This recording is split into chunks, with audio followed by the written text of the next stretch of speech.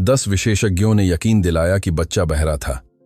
देश के सबसे अमीर आदमियों में से एक, उसके पिता ने उस भाग्य को स्वीकार कर लिया जब तक कि घरेलू सहायिका ने कुछ ऐसा नहीं किया जिसकी हिम्मत किसी डॉक्टर ने नहीं की थी। उस छोटे से कान से जो बाहर आया, उसने हमेशा के लिए सब कुछ बदल दिया। बॉम्बे मेडिसिटी हॉस्पिटल को मेडिकल चमत्कारों का मंदिर माना जाता था। इसके सफेद संगमरमर के गलियारों ने पूरे महाद्वीप के राष्ट्रपतियों, मशहूर हस्तियों और धनी मानी लोगों को आते जाते देखा था। यदि कोई इलाज मौजूद था, यदि कोई उम्मीद थी, तो वह जगह उसे ढूंढ लेती थी। या कम से कम ऐसा कहा जाता था। विक्रम सिंघानिया अपने कंधों पर दुनिया का बोझ लिए उन गलियारों में चल रहे थे। पॉलिश किए हुए फर्श पर उनके जूते गूंज रहे थे, जबकि उनकी पत्नी अंजलि कांपते हुए उनके हाथ से लिपटी हुई थीं। वे अभी अभी डॉ. गौतम खन्ना के क्लिनिक से बाहर निकले थे, जो देश के सबसे प्रतिष्ठित विशेषज्ञ थे। निदान विनाशकारी था। डॉ. खन्ना ने उस नैदानिक उदासीनता के साथ जो केवल बुरी खबरें देने के वर्षों से पैदा होती है, गहन तंत्रिका संवेदी बहरापन द्विपक्षीय उच्चारित किया था। आपका बेटा बिल्कुल कुछ नहीं सुनता, न एक फुसफुसाहट, न एक चीख, कुछ नहीं। अंजलि ने एक सिसकी भरी जो उनकी आत्मा की गहराई से आई लगती थी। विक्रम इसके विपरीत स्थिर रहे, जैसे कि शब्दों को वर्षों से कठोर सौदों के लिए बनाई गई कवच को पार करने के लिए समय चाहिए था। कुछ तो होना चाहिए, विक्रम ने उस आवाज में जोर दिया जिसका उपयोग वह करोड़ों के अनुबंधों को बंद करने के लिए करते थे। सर्जरी, प्रयोगात्मक उपचार, विदेशी विशेषज्ञ, पैसा कोई समस्या नहीं है। डॉ. खन्ना ने उन्हें कुछ ऐसी चीज से देखा जो दया के समान थी। हालांकि विक्रम ने इसे श्रेष्ठता के रूप में व्याख्या करना पसंद किया। श्री सिंघानिया, मैंने 3 महाद्वीपों के सहयोगियों के साथ अध्ययन की समीक्षा की है। आपके बेटे की श्रवण तंत्रिकाएं पूरी तरह से क्षतिग्रस्त हैं। कोई सर्जरी उस चीज को ठीक नहीं कर सकती जो कभी काम ही नहीं कर पाई। मुझे बहुत अफसोस है। अफसोस है? विक्रम ने पहली बार आवाज उठाई। आपको अफसोस है? मेरा बेटा जीवन भर खामोशी में जिएगा और आपको बस अफसोस है? विक्रम प्लीज। अंजलि ने आंसुओं के बीच फुसफुसाया, लेकिन विक्रम शांत नहीं हो पाए। वह आदमी थे जिसने शून्य से एक साम्राज्य बनाया था। वह आदमी जिसने एक छोटी पारिवारिक फर्म को क्षेत्र के सबसे शक्तिशाली समूह में बदल दिया था। वह असंभव को स्वीकार नहीं करते थे। वह हार नहीं मानते थे। अब तक हफ्तों बाद शहर के सबसे विशेष क्षेत्र में स्थित सिंघानिया हवेली एक शांत युद्ध का मैदान बन गई थी। दुनिया के सर्वश्रेष्ठ विशेषज्ञ उसके दरवाजों से गुजरे थे। यूरोप के डॉक्टर, एशिया के शोधकर्ता, हर जगह के प्रयोगात्मक चिकित्सक, सभी उम्मीदों के साथ आते थे। सभी एक ही जवाब के साथ जाते थे, हम कुछ नहीं कर सकते। विक्रम घंटों तक अपने कार्यालय में बंद रहते थे, फोन करते थे, संपर्क साधते थे। जो कोई भी समाधान दे सके उसे बेहिसाब पैसा ऑफर करते थे। लेकिन पैसा उनके जीवन में पहली बार वह नहीं खरीद सकता था जिसकी उन्हें जरूरत थी। अंजलि इस बीच पूरी तरह से आरव आरव को समर्पित थीं। छोटा बच्चा प्यारा था जिसकी आंखें अपने आसपास की पूरी दुनिया को सोखती लगती थीं। वह सुन नहीं सकता था, लेकिन वह देखता था। हर अभिव्यक्ति, हर हरकत, हर हावभाव का अध्ययन करता था। कभी कभी अंजलि उसके बगल में बैठती थीं और उसे ऐसे गाने गाती थीं जिन्हें वह जानती थीं कि वह कभी नहीं सुनेगा। ऐसा करते समय वह रोती थीं। उनके आंसू उनके बेटे के बालों पर गिरते थे, जबकि वह उसे उस मासूमियत से देखता था जो केवल बच्चों में हो सकती है। एक शाम जब सूरज शहर पर डूब रहा था और हवेली को नारंगी रंग से रंग रहा था, अंजलि ने सर्विस एरिया से ऊंची आवाजें सुनी। मुझे परवाह नहीं है कि आपके पास कितने संदर्भ हैं। यह विक्रम की आवाज थी, जो सामान्य से अधिक कर्कश थी। इस घर में हमें पूर्णता चाहिए, एक भी गलती और आप बाहर। अंजलि चुपचाप झांका और एक महिला को देखा जो 40 के दशक की शुरुआत में लगती थी।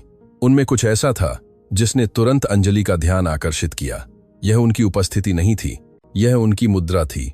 देश के सबसे शक्तिशाली पुरुषों में से एक के सामने होने के बावजूद वह सीधी खड़ी थीं, गरिमापूर्ण थीं।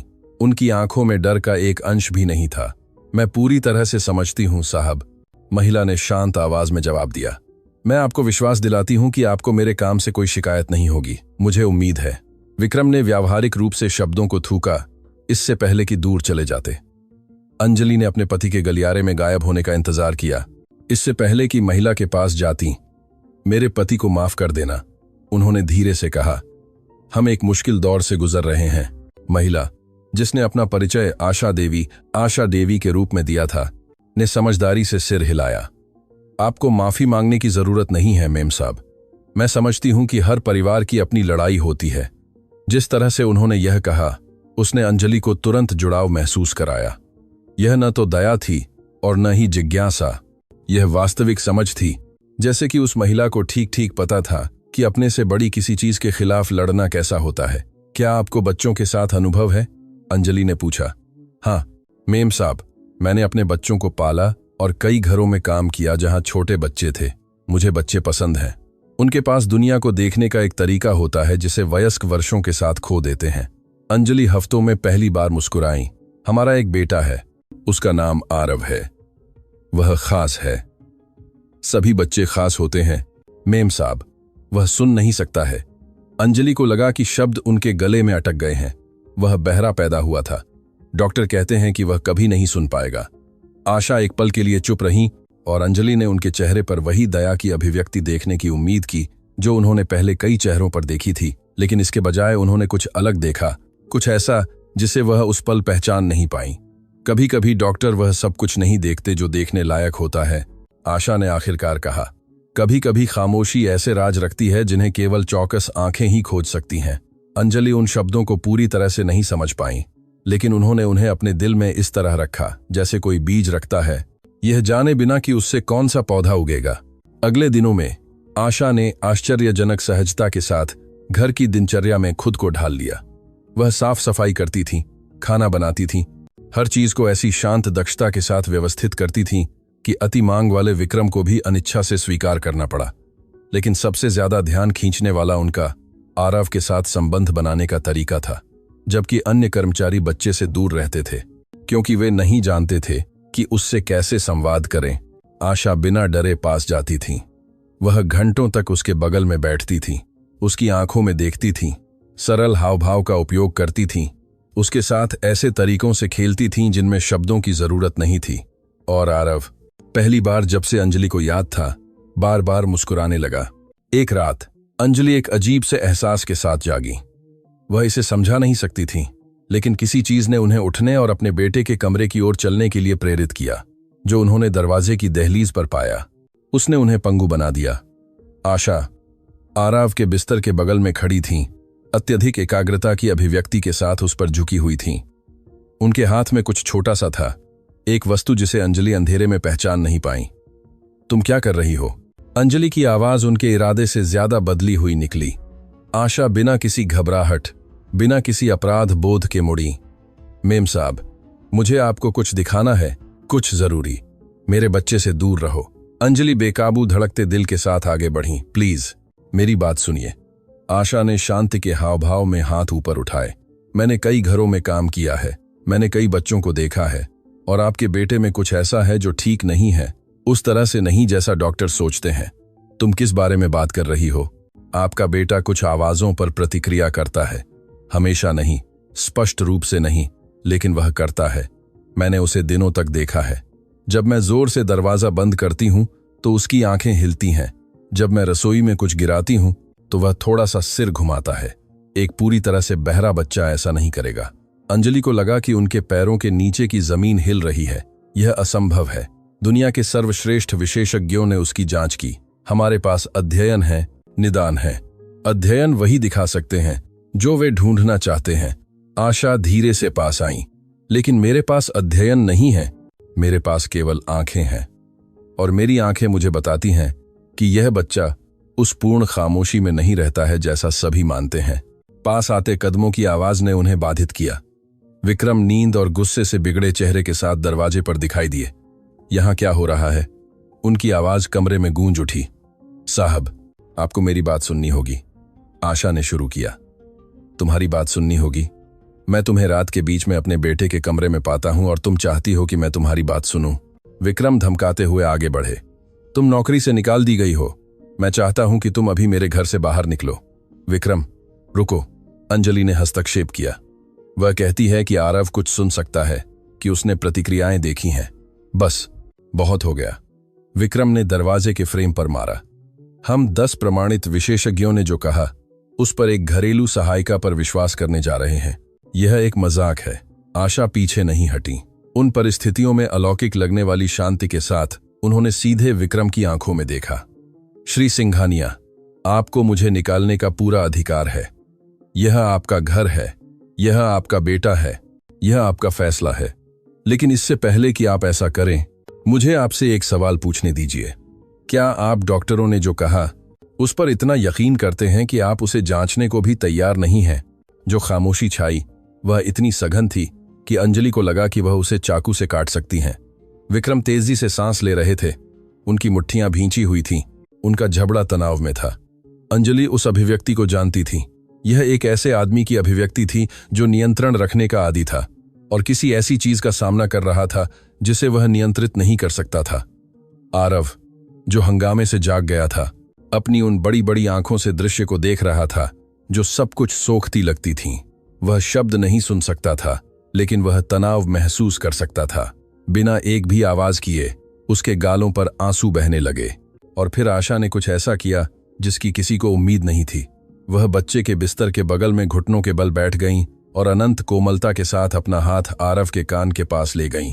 उन्होंने उसे सीधे नहीं छुआ, लेकिन अपनी हथेली को पास रखा, जैसे कि वह कुछ अदृश्य चीज ढूंढ रही थी। फिर वह झुकी और कुछ इतना धीमा फुसफुसाया कि न तो विक्रम और न ही अंजलि उसे सुन पाए। जो हुआ उसने वह सब कुछ नष्ट कर दिया जो वे जानना मानते थे। आरव ने अपना सिर घुमाया। यह एक यादृच्छिक हरकत नहीं थी, यह कोई संयोग नहीं था। बच्चा सीधे आवाज के स्रोत की ओर, आशा के होंठों की ओर घुमा, पूर्ण आश्चर्य की अभिव्यक्ति के साथ, जैसे कि उसने अपने जीवन में पहली बार कुछ सुना हो। अंजलि ने अपनी मुंह पर हाथ रख लिया, एक चीख को रोकते हुए। विक्रम जड़ हो गए। उनका पूरा अस्तित्व उस चीज पर केंद्रित था जिसका उन्होंने अभी अभी अनुभव किया था। क्या उसने क्या किया? अंजलि ने फुसफुसाया। आशा धीरे धीरे उठी और पहली बार उनकी आंखों में आंसू थे। मैंने कुछ नहीं किया मेम साहब, मैंने बस वह पुष्टि की जिसका मुझे संदेह था। आपका बेटा बहरा नहीं है, या कम से कम पूरी तरह से नहीं है। उसकी सुनने की शक्ति को कुछ अवरुद्ध कर रहा है, कुछ ऐसा जो अध्ययनों ने नहीं पकड़ा, क्योंकि किसी ने भी शुरुआती निदान से परे देखने की जहमत नहीं उठाई। यह असंभव है। विक्रम को आखिरकार अपनी आवाज मिली, लेकिन उसमें अब गुस्सा नहीं था। उसमें कुछ ऐसा था जो अंजलि ने लंबे समय से नहीं सुना था, उम्मीद, दहशत के साथ मिश्रित। श्री सिंघानिया, आशा ने उन्हें एक ऐसी तीव्रता से देखा जिसने उन्हें एक कदम पीछे हटने पर मजबूर कर दिया। मैं जानती हूं कि किसी को केवल उसकी स्थिति के कारण नजरअंदाज किया जाना कैसा होता है। मैं जानती हूं कि किसी की बात को खारिज कर देना कैसा होता है क्योंकि उसके पास शीर्षक या डिप्लोमा नहीं है। लेकिन मैं यह भी जानती हूं कि कभी कभी एक मां की आंखें या एक साधारण सहायिका की आंखें वह देख सकती हैं जो 1000 विशेषज्ञ नहीं देखना चाहते। वह दरवाजे की ओर बढ़ीं, दहलीज पर रुकते हुए। कल मैं चली जाऊंगी अगर आप यही चाहते हैं, लेकिन आज रात मैं आपसे विनती करती हूं कि आप अपने बेटे को देखें, उसे सचमुच देखें और खुद से पूछें कि क्या आप अपने गौरव को उसकी आवाज सुनने का मौका चुराने देने को तैयार हैं। और उन शब्दों के साथ वह गलियारे के अंधेरे में गायब हो गईं। विक्रम और अंजलि स्थिर खड़े रहे, अपने बेटे को देख रहे थे, जिसकी अब एक अलग अभिव्यक्ति थी। एक ऐसी अभिव्यक्ति जो उन्होंने पहले कभी नहीं देखी थी। एक ऐसे व्यक्ति की अभिव्यक्ति जिसने अभी अभी खोज की थी कि दुनिया उनकी कल्पना से कहीं ज्यादा बड़ी है। विक्रम, अंजलि ने कांपती हुई आवाज में फुसफुसाया। और अगर वह सही है, और अगर इतने समय से वह वाक्य पूरा नहीं कर पाई, लेकिन उन्हें जरूरत नहीं थी, क्योंकि उस पल दोनों समझ गए कि अब कुछ भी पहले जैसा नहीं रहेगा। जो वे जानने वाले थे वह न केवल उनके बेटे के जीवन को बदल देगा, बल्कि उन सभी चीजों को नष्ट कर देगा जो वे उन लोगों के बारे में जानना मानते थे जिन पर उन्होंने सबसे ज्यादा भरोसा किया था। रात सिंघानिया हवेली पर अनिश्चितता के कफन की तरह छा गई। न तो विक्रम और न ही अंजलि सो पाए। वे अपने कमरे के सोफे पर बैठे रहे, बिना बोले, बिना छुए, हर कोई अपने विचारों की भूल भुलैया में खोया हुआ। जब भोर की पहली किरणें पर्दों से छननी शुरू हुई तो विक्रम एक ऐसे संकल्प के साथ उठे जिसे अंजलि अच्छी तरह जानती थी।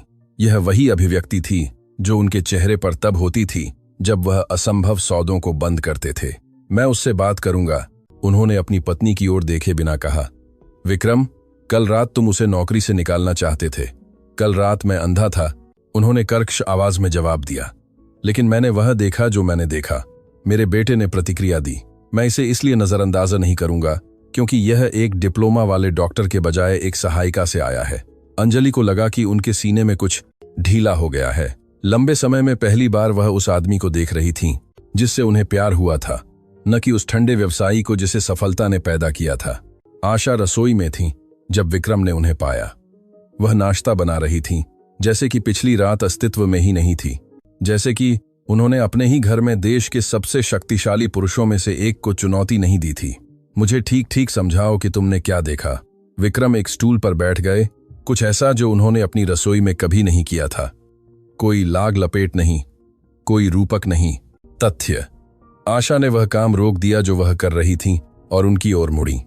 श्री सिंघानिया, मैंने यहां अपने दिनों के दौरान आपके बेटे को लगातार देखा है। बहरे बच्चे कंपन के प्रति एक अति संवेदनशीलता विकसित करते हैं। वे दुनिया को अन्य इंद्रियों के माध्यम से महसूस करते हैं, लेकिन आरव कुछ अलग करता है। वह आवाज पर प्रतिक्रिया करता है। हमेशा नहीं, सभी आवाजों पर नहीं, लेकिन कुछ निश्चित स्वर हैं, कुछ निश्चित आवृत्तियां हैं जो उसमें प्रतिक्रिया उत्पन्न करती हैं। जब मैं उसके कान के पास बात करती हूं तो उसकी आंखें हिलती हैं। जब मैं उसके कमरे की सफाई करते समय धीरे से गाती हूं तो वह अपना सिर घुमाता है। गहन द्विपक्षीय बहरेपन वाला बच्चा ऐसा नहीं करेगा। विक्रम हर शब्द को ऐसे संसाधित कर रहे थे जैसे कि वह एक महत्वपूर्ण अनुबंध हो। डॉक्टरों ने पूर्ण श्रवण अध्ययन किए, संभावित प्रतिक्रियाएं, ऑडियोमेट्री, स्कैन, और उन्होंने शारीरिक रूप से उसके कानों की जांच की।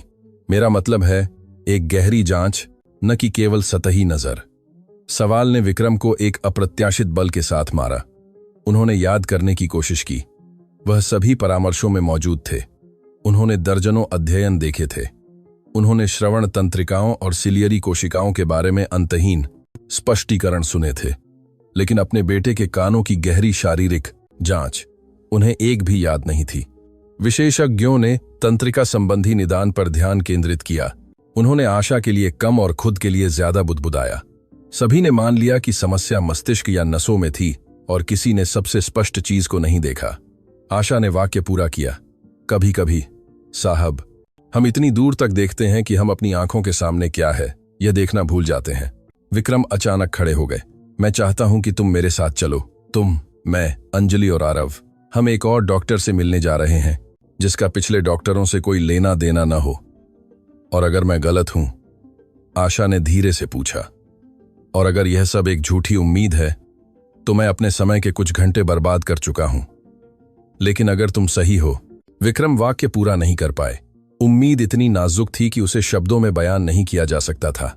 घंटों बाद सिंघानिया की कार शहर के बाहरी इलाके में एक मामूली क्लिनिक के सामने रुकी। यह उस तरह की जगह नहीं थी जहां विक्रम आते जाते थे। वहां कोई संगमरमर नहीं था और न ही कोई आलीशान रिसेप्शनिस्ट। बस साफ दीवारें और एक साधारण संकेत जिस पर लिखा था, मां सरस्वती श्रवण क्लिनिक, अंधेरी। यहां क्यों? अंजलि ने पूछा जब वह आरव को अपनी बाहों में लेकर कार से उतरी। क्योंकि यहां कोई ऐसा काम करता है जिसकी सिफारिश एक पुराने दोस्त ने की थी, विक्रम ने जवाब दिया। कोई ऐसा जिसका उन मेडिकल सर्किलों से कोई संबंध नहीं है जिनसे हमने पहले सलाह ली थी। डॉ. नंदिनी राव ने उन्हें एक छोटे लेकिन त्रुटिहीन रूप से व्यवस्थित क्लिनिक में प्राप्त किया। वह मोटे चश्मे वाली मध्यम आयु वर्ग की महिला थीं और उनमें उस तरह की शांति थी जो केवल वर्षों के अनुभव से आती है। जब विक्रम ने अपना परिचय दिया तो उन्होंने कोई विशेष प्रतिक्रिया नहीं दिखाई, जैसे कि सिंघानिया उपनाम उनके लिए कुछ भी मायने नहीं रखता हो। मुझे अपने बेटे के बारे में बताओ, उन्होंने बस सामने बैठते हुए कहा। विक्रम ने बोलना शुरू किया। निदानों, विशेषज्ञों, परीक्षणों का वर्णन किया, लेकिन डॉ. राव ने उन्हें धीरे से बाधित किया। श्री सिंघानिया, पूरे सम्मान के साथ, मुझे पिछले निदानों में कोई दिलचस्पी नहीं है। मैं आपके बेटे के बारे में एक व्यक्ति के रूप में सुनना चाहती हूं। वह कैसा व्यवहार करता है, उसे क्या पसंद है, वह दुनिया के साथ कैसे बातचीत करता है। यह अंजलि थीं जिन्होंने जवाब दिया, आरव का उस विवरण के साथ वर्णन किया जो केवल एक मां ही दे सकती है। उन्होंने उसकी मुस्कुराहटों के बारे में बात की कि वह सब कुछ कैसे देखता था, रोशनी और हरकतों के प्रति उसके आकर्षण के बारे में। और फिर आशा ने हस्तक्षेप किया। डॉक्टर, मैं सिंघानिया के घर में थोड़े समय से काम कर रही हूं, लेकिन मैंने कुछ ऐसा देखा है जो मुझे महत्वपूर्ण लगता है। बच्चा कुछ आवाजों पर प्रतिक्रिया करता है, स्पष्ट रूप से नहीं, लेकिन वह करता है। डॉ. राव अचानक रुचि के साथ आगे झुकी। किस तरह की आवाजें? कम आवृत्तियां, मुख्य रूप से। जब मैं उसके बाएं कान के पास बहुत धीरे से लगभग फुसफुसाहट में बोलती हूं तो वह प्रतिक्रिया करता है, सिर घुमाता है, आंखें घुमाता है। दिलचस्प। डॉक्टर खड़ी हो गई। क्या मैं आरव की जांच कर सकती हूं? जो हुआ वह कुछ ऐसा था जो न तो विक्रम और न ही अंजलि ने किसी भी पिछले परामर्श में देखा था। डॉ राव ने न तो मशीनें जोड़ी और न ही अध्ययन का आदेश दिया। उन्होंने बस एक विशेष चिकित्सा उपकरण लिया, एक तेज रोशनी जलाई और असाधारण सूक्ष्मता के साथ आरव के कानों की जांच करना शुरू कर दिया। पूर्ण सन्नाटे में कई मिनट बीत गए। अंजलि विक्रम का हाथ इतनी जोर से भींच रही थीं कि उनके पोर सफेद पड़ गए थे। आशा अपने हाथों को अपनी छाती के सामने बांधे दरवाजे के पास खड़ी रहीं। आखिरकार डॉ राव अपनी कुर्सी पर पीछे झुक गईं। उनकी अभिव्यक्ति समझ से परे थी। श्री और श्रीमती सिंघानिया, उन्होंने धीरे धीरे शुरू किया, मुझे आपसे एक बहुत ही महत्वपूर्ण सवाल पूछना है और मुझे जरूरत है कि आप पूरी ईमानदारी से जवाब दें। जो भी हो, विक्रम ने तुरंत जवाब दिया। जन्म के बाद से आपके बेटे तक नियमित पहुंच किसकी रही है? मेरा मतलब है ऐसे लोग जिन्होंने उसके साथ अकेले समय बिताया हो। अंजलि और विक्रम ने भ्रमित होकर एक दूसरे को देखा। हम स्पष्ट रूप से, हमारे पास जो दाइयां थीं, सर्विस स्टाफर। आप यह क्यों पूछ रही हैं? डॉ राव ने अपने चश्मे उतारे और उन्हें धीरे धीरे साफ किया, जैसे कि उन्हें अपने शब्द चुनने के लिए समय चाहिए था। क्योंकि मुझे अभी अभी आपके बेटे के कानों में कुछ ऐसा मिला है जो वहां नहीं होना चाहिए। अंजलि का दिल बैठ गया। क्या? आपको क्या मिला? दोनों श्रवण नहरों में एक रुकावट है। यह गहरी है, कान के पर्दे के बहुत पास है, जो यह समझाएगा कि यह सतही परीक्षाओं में क्यों नहीं पाई गई। लेकिन सबसे ज्यादा परेशान करने वाली इस रुकावट की प्रकृति है। विक्रम खड़े हो गए, बैठने में असमर्थ। प्रकृति से आपका क्या मतलब है? श्री सिंघानिया, जो मुझे मिला वह प्राकृतिक नहीं है। यह जमा हुआ कान का मैल या कोई चिकित्सा स्थिति नहीं है। यह एक बाहरी पदार्थ है जिसे जानबूझकर आपके बेटे के कानों में रखा गया था। शब्द कमरे में बम की तरह गिरे। अंजलि ने एक दबी हुई सिसकी भरी। विक्रम को लगा कि उनकी नसों में खून जम गया है। क्या आप कह रही हैं कि किसी ने यह जानबूझकर किया? विक्रम की आवाज मुश्किल से एक फुसफुसाहट थी। यह एकमात्र संभावित चिकित्सा व्याख्या है। इस तरह की रुकावट स्वाभाविक रूप से नहीं होती है। इसे श्रवण शक्ति को अवरुद्ध करने के लिए सटीकता के साथ डाला गया था, बिना दिखाई देने वाला नुकसान पहुंचाए। जिसने भी ऐसा किया, उसके पास बुनियादी चिकित्सा ज्ञान था और बच्चे तक लंबे समय तक पहुंच थी। अंजलि चुपचाप रोने लगी, आरव को अपनी छाती से लगाते हुए। बच्चा अपने चारों ओर उठे तूफान से अनजान अपनी मां की पोशाक के एक बटन के साथ खेल रहा था। क्या आप इसे हटा सकती हैं? विक्रम ने रोष से कांपती हुई आवाज में पूछा। मुझे एक छोटी सी प्रक्रिया करनी होगी, लेकिन हाँ, मैं रुकावट को हटा सकती हूं। और अगर मेरा निदान सही है तो जब मैं ऐसा करूंगी तो आपका बेटा सुन पाएगा। कीजिए, विक्रम ने आदेश दिया। अभी कीजिए। श्री सिंघानिया, मैं आपकी तात्कालिकता को समझती हूं, लेकिन आपको पहले एक बात समझनी होगी। अगर मैं आगे बढ़ती हूं तो मुझे इसकी सूचना अधिकारियों को देनी होगी। आपके बेटे के साथ जो किया गया वह एक गंभीर अपराध है। किसी ने जानबूझकर एक बच्चे को नुकसान पहुंचाया है। विक्रम ने डॉक्टर को दृढ़ता से जलती हुई आंखों से देखा। जिसे रिपोर्ट करना है उसे रिपोर्ट करें, लेकिन पहले मेरे बेटे की सुनने की शक्ति वापस करें। डॉक्टर ने सिर हिलाया और प्रक्रिया की तैयारी शुरू कर दी। जब वह ऐसा कर रही थीं, आशा अंजलि के पास गईं, जो बेकाबू होकर रो रही थीं। मेम साहब, उन्होंने धीरे से कहा, मुझे पता है कि यह भयानक है, लेकिन जरूरी चीज पर ध्यान केंद्रित करने की कोशिश करें। आपका बेटा सुनने वाला है। इतने समय से हमने सोचा कि वह खामोशी में फंसा हुआ है, लेकिन सच्चाई यह है कि किसी ने उससे आवाजें चुरा ली थीं और आज वह उन्हें वापस पाने वाला है। अंजलि ने लाल और सूजी हुई आंखों से ऊपर देखा। आपको कैसे पता चला? आपने वह कैसे देखा जो 10 विशेषज्ञों ने नहीं देखा? आशा उदास होकर मुस्कुराई। क्योंकि मैं एक निदान नहीं ढूंढ रही थी मेम साहब, मैं बस एक बच्चे को देख रही थी। और जब आप शीर्षक के बजाय दिल से देखते हैं तो कभी कभी आप ऐसी चीजें देखते हैं जिन्हें दूसरे नजरअंदाज कर देते हैं। प्रक्रिया उनकी अपेक्षा से कम समय तक चली। डॉ राव ने शल्य चिकित्सा सटीकता के साथ काम किया।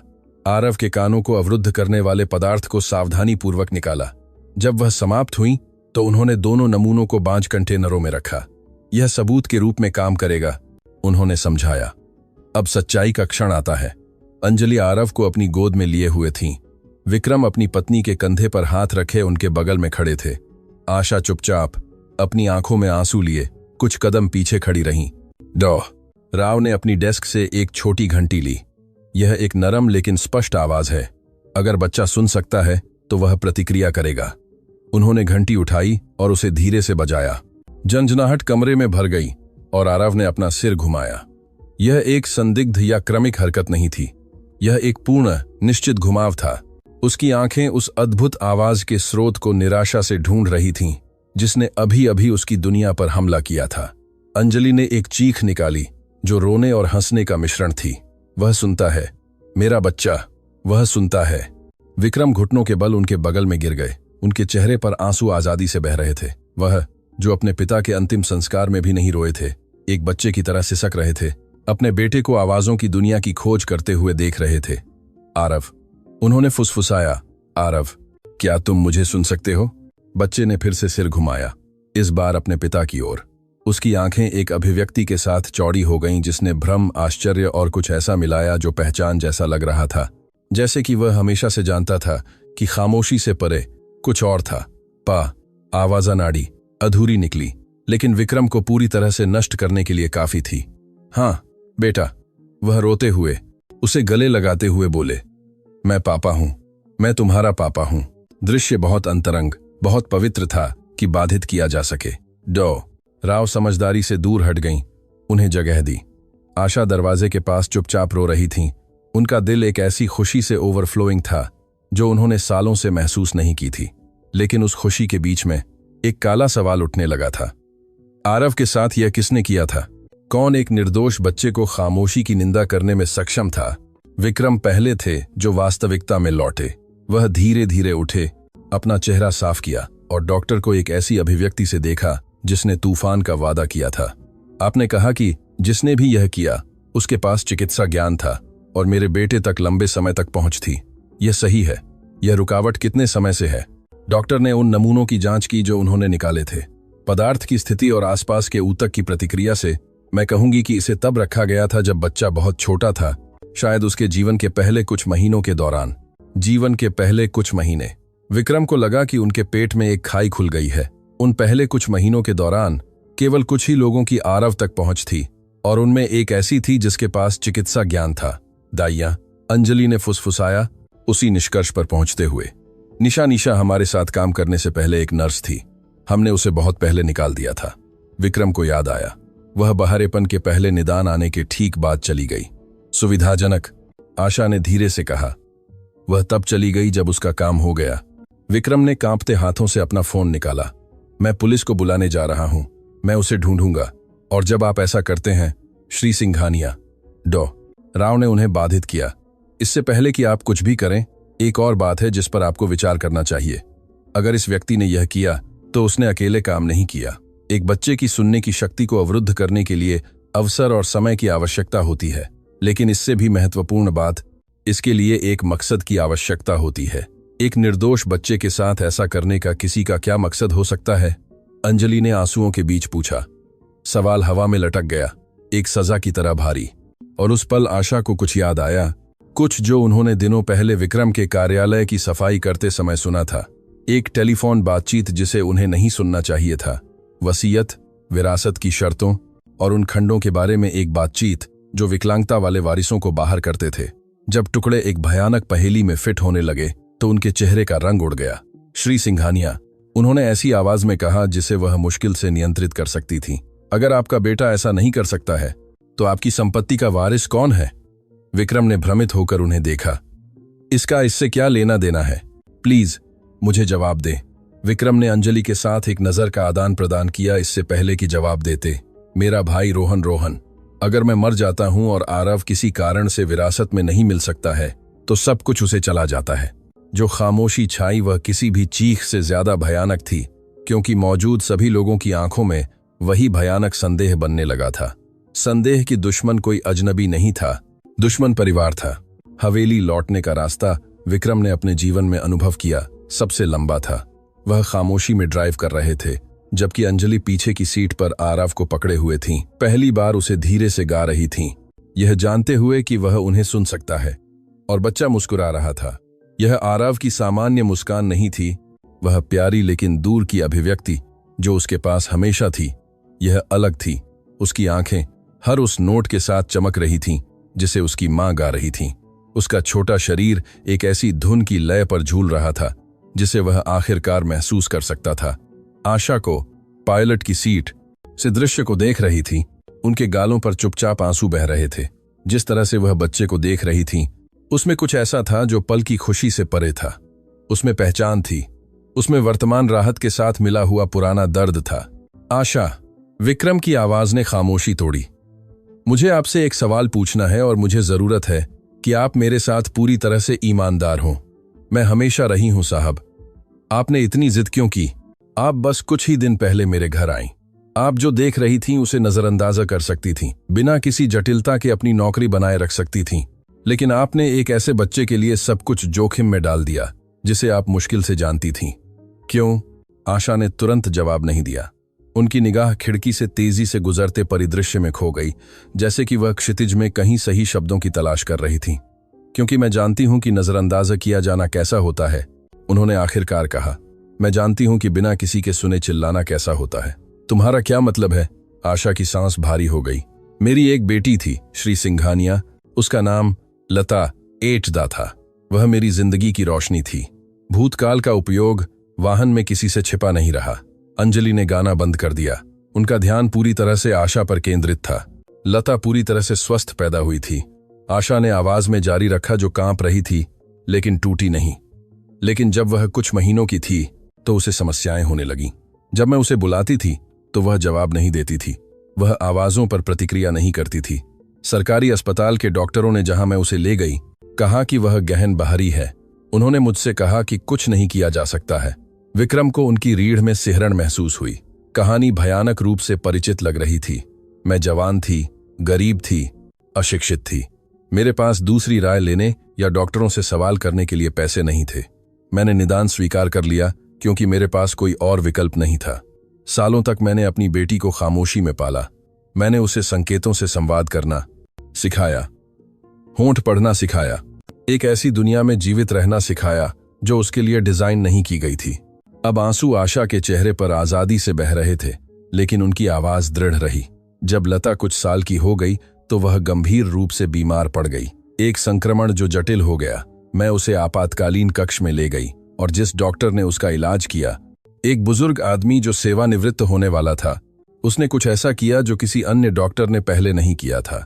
उन्होंने उसके कानों की सावधानी से, धैर्य से जांच की और उन्हें कुछ मिला। उन्हें क्या मिला? अंजलि ने फुसफुसाहट में पूछा। संपीड़ित रुई के फाहे, इतने गहरे कि वे लगभग उसकी श्रवण नहर का हिस्सा बन गए थे। किसी ने उन्हें वहां तब रखा था जब वह एक बच्ची थी, कोई ऐसा जिसकी उस तक पहुंच थी। कार में सन्नाटा पूर्ण था। आरव भी आवाज नहीं कर रहा था, जैसे कि वह पल की गंभीरता को महसूस कर रहा हो। डॉक्टर ने उन्हें हटा दिया और मेरी बेटी ने अपने जीवन में पहली बार सुना। वह पहले ही कई साल की हो चुकी थी। क्या आप इसकी कल्पना कर सकते हैं, खामोशी में रहना जब वह उस पूरे समय सुन सकती थी? किसने किया? विक्रम की आवाज मुश्किल से सुनाई दे रही थी। मेरी सास ने, मेरे पति की मां ने। उन्होंने मुझे कभी स्वीकार नहीं किया। वह सोचती थी कि मैं उनके बेटे के लिए काफी नहीं हूं, कि मेरा परिवार बहुत गरीब, बहुत महत्वहीन था। जब लता का जन्म हुआ तो उन्होंने मुझे नष्ट करने का अवसर देखा। उन्होंने सोचा कि अगर मेरी बेटी विकलांग होती तो मेरा पति मुझे छोड़ देता। शर्म बहुत ज्यादा होगी, यह राक्षसी है। अंजलि ने आरव को और कसकर गले लगा लिया। यह है, लेकिन सबसे बुरा सच्चाई की खोज नहीं थी। सबसे बुरा वह था जो बाद में आया। आशा ने अपनी आंखें बंद कर लीं और जब उन्होंने उन्हें खोला तो उनमें एक अंधेरा था जो उन घावों की बात करता था जो कभी पूरी तरह से ठीक नहीं हुए थे। मेरी बेटी ने अपने विकास के सबसे महत्वपूर्ण चरण के दौरान वर्षों तक नहीं सुना था। हालांकि उसकी सुनने की शक्ति वापस आ गई। परिणाम स्थायी थे। उसका मस्तिष्क उस तरह से विकसित नहीं हुआ जैसा उसे होना चाहिए था। उसे सीखने में कठिनाई थी, संवाद करने में समस्याएं थीं, सामान्य विकास की खिड़की बंद हो गई थी। और आपके पति? जब उन्हें सच्चाई पता चली तो उन्होंने क्या किया? आशा से जो हंसी निकली वह राख की तरह कड़वी थी। उन्होंने मुझ पर विश्वास नहीं किया। उनकी मां ने उन्हें मना लिया कि मैंने सब कुछ बनाया है, कि मैंने सहानुभूति हासिल करने के लिए अपनी बेटी को नुकसान पहुंचाया है। उन्होंने मुझ पर पागल होने, झूठी होने का आरोप लगाया। उन्होंने मुझसे लता को छीन लिया। अंजलि ने अपने मुंह पर हाथ रखा, एक सिसकी को रोकते हुए। मैंने सालों तक अदालतों में लड़ाई लड़ी, अपनी बेटी को वापस पाने की कोशिश की, कोशिश की कि कोई मुझ पर विश्वास करे, लेकिन मैं सिर्फ पैसे और कनेक्शन वाले परिवार के खिलाफ एक गरीब महिला थी। मैंने सब कुछ खो दिया, मेरी बेटी, मेरी शादी, मेरी गरिमा। लता अब कहाँ है? विक्रम ने धीरे से पूछा। जो खामोशी छाई वह सबसे दर्दनाक जवाब था, वह मर गई। आशा ने आखिरकार कहा, कुछ साल पहले। एक चिकित्सा जटिलता जिसका इलाज किया जा सकता था अगर उसे उचित देखभाल मिली होती, लेकिन तब तक मेरे पूर्व पति ने उससे पल्ला झाड़ लिया था। उन्होंने उसे एक संस्था में छोड़ दिया और उसके अस्तित्व को भूल गए। मेरे पास उसके स्वास्थ्य के बारे में फैसले लेने का कोई कानूनी अधिकार नहीं था। मैं बस उसके जाते समय उसका हाथ पकड़ सकती थी। कार रुक गई। वे हवेली पहुंच गए थे, लेकिन कोई नहीं हिला। सभी स्थिर खड़े रहे। जो उन्होंने अभी अभी सुना था उसका बोझ सोख रहे थे। इसलिए मैंने आरव के लिए जोर दिया। आशा ने सीधे रियर व्यू मिरर के माध्यम से विक्रम को देखते हुए जारी रखा, क्योंकि जब मैंने उसे देखा, जब मैंने वे छोटी प्रतिक्रियाएं देखीं जिन्हें कोई और नहीं देख रहा था, तो मुझे लगा कि भगवान मुझे दूसरा मौका दे रहे हैं। मैं अपनी बेटी को समय पर नहीं बचा सकी, लेकिन मैं आपके बेटे को बचाने की कोशिश कर सकती थी। विक्रम अपनी सीट पर घूम गए ताकि आशा का सामना कर सकें। उनकी आंखें, जो आमतौर पर ठंडी और गणनात्मक होती थीं, आंसुओं से भरी थीं। आशा, मैंने तुम्हारे साथ भयानक व्यवहार किया। मैंने तुम्हें अपमानित किया, तुम्हें निकालने की धमकी दी, तुम्हारे कहे हर शब्द पर सवाल उठाया, और तुम बस मेरे बेटे की मदद करने की कोशिश कर रही थी। मुझे माफी की जरूरत नहीं है साहब, मुझे बस जरूरत थी कि आप मेरी बात सुने। और आखिरकार आपने सुनी। नहीं, विक्रम ने सिर हिलाया। माफी जरूरी है, क्योंकि तुम हर बात में सही थी। आरव के बारे में, डॉक्टरों के बारे में, निदान से परे देखने के बारे में। तुमने वह देखा जो किसी और ने नहीं देखा, क्योंकि तुम नजरअंदाज न किए जाने के दर्द को जानती थी। अंजलि आरव को अपनी बाहों में लेकर कार से उतरी और आशा के पास गईं, जो भी उतर चुकी थीं। धन्यवाद, उन्होंने बस कहा, उसे अपनी खाली बाह से गले लगाते हुए। हार न मानने के लिए धन्यवाद। मेरे बेटे को सुनने का उपहार देने के लिए धन्यवाद। आशा ने गले लगाया, और उस पल पूरी तरह से अलग दुनिया की दो महिलाएं साझा किए गए दर्द और आशा की सार्वभौमिक भाषा के माध्यम से जुड़ी। लेकिन उस पल की शांति कम ही टिकी। विक्रम का फोन जोर से बजने लगा। यह एक ऐसा नंबर था जिसे वह अच्छी तरह से जानते थे, बहुत अच्छी तरह से। रोहन, उन्होंने जवाब देने से पहले बुदबुदाया। दूसरी तरफ की आवाज खुशनुमा थी, लापरवाह, आने वाले तूफान से पूरी तरह अनजान। भाई, मैंने अभी अभी खबर सुनी। क्या यह सच है कि आरव सुन सकता है? यह अद्भुत है। हमें जश्न मनाना होगा। क्या मैं आज रात घर आ सकता हूं? विक्रम ने फोन को इतनी जोर से भींच लिया कि उनके पोर सफेद हो गए। उनके भाई का हर शब्द अब अलग लग रहा था। हर दोस्ताना लहजा कुछ भयावह छिपाता लगता था। तुम्हें कैसे पता चला? उन्होंने नियंत्रित आवाज में पूछा। खबरें उड़ती हैं भाई, तुम जानते हो यह सोशल सर्कल कैसा है। किसी ने तुम्हारी कार को उस बाहरी क्लिनिक पर देखा और अफवाहें शुरू हो गईं। तो क्या मैं आ सकता हूं? विक्रम ने अंजलि को देखा, जिन्होंने बातचीत सुनी थी। उनकी आंखें उसी संघर्ष को दर्शा रही थीं जो वह महसूस कर रहे थे। उनके पास रोहन के खिलाफ कोई ठोस सबूत नहीं था, बस एक वसीयत के खंड और एक भयानक संयोग पर आधारित संदेह थे। जरूर, उन्होंने आखिरकार जवाब दिया। आज रात आओ, हमारे पास बात करने के लिए बहुत कुछ है। जब उन्होंने फोन रखा तो अंजलि चिंतित होकर पास आईं। क्या तुम इस बारे में निश्चित हो? अगर वह इसमें शामिल है, इसलिए मुझे जरूरत है कि वह आए। विक्रम ने हस्तक्षेप किया। मुझे उसकी आंखों में देखने की जरूरत है। मुझे जानने की जरूरत है कि क्या मेरा अपना भाई मेरे बेटे के साथ ऐसा करने में सक्षम था। अगले घंटे खुशी और तनाव का एक अजीब मिश्रण थे। एक तरफ घर आरव द्वारा खोजी गई नई आवाजों से भर गया था। बच्चा कमरों में घूम रहा था, चीजों को छू रहा था, उनसे निकलने वाली आवाज को सुन रहा था, हर नई खोज पर हंस रहा था। बगीचे के फव्वारे में पानी गिरने की आवाज ने उसे कई मिनटों तक रोक दिया। खिड़की के बगल के पेड़ पर पक्षियों के चहकने की आवाज ने उसे खुशी से ताली बजाने पर मजबूर कर दिया। और जब अंजलि ने पहली बार संगीत बजाया तो आरव एक तरह से हिलने लगा, जिसे केवल नृत्य के रूप में वर्णित किया जा सकता था। आशा यह सब एक बिटर स्वीट मुस्कान के साथ देख रही थीं। इस बच्चे को आवाजों की दुनिया की खोज करते देखना सुंदर था, लेकिन यह उन्हें उस चीज की भी याद दिलाता था जिसे उनकी अपनी बेटी हमेशा के लिए खो चुकी थी। जब रात हुई तो विक्रम अपने कार्यालय में बंद हो गए। उन्हें अपने भाई के साथ मुठभेड़ के लिए सोचने, तैयारी करने की जरूरत थी, लेकिन उन्हें जांच करने की भी जरूरत थी। उन्होंने पुराने दस्तावेज, कर्मचारी रिकॉर्ड, कुछ भी जो निशा को रोहन से जोड़ सके, की समीक्षा करना शुरू कर दिया। घंटों की खोज के बाद उन्हें कुछ ऐसा मिला जिसने उनके खून को जमा दिया। एक बैंक हस्तांतरण रसीद, रोहन के व्यवसायों में से एक से संबंधित एक खाते से निशा के नाम पर एक खाते में स्थानांतरित की गई एक बड़ी राशि। हस्तांतरण की तारीख आरव के बहरेपन के पहले निदान प्राप्त होने के कुछ ही हफ्तों बाद की थी। तुम्हें क्या मिला? विक्रम चौंक गए। उन्होंने आशा को अंदर आते हुए नहीं सुना था। सबूत, उन्होंने गंभीर आवाज में जवाब दिया। मेरे भाई ने मेरे बेटे के बहरा निदान होने के ठीक बाद निशा को एक बड़ी राशि का भुगतान किया। आशा डेस्क के पास आई और दस्तावेजा को देखा।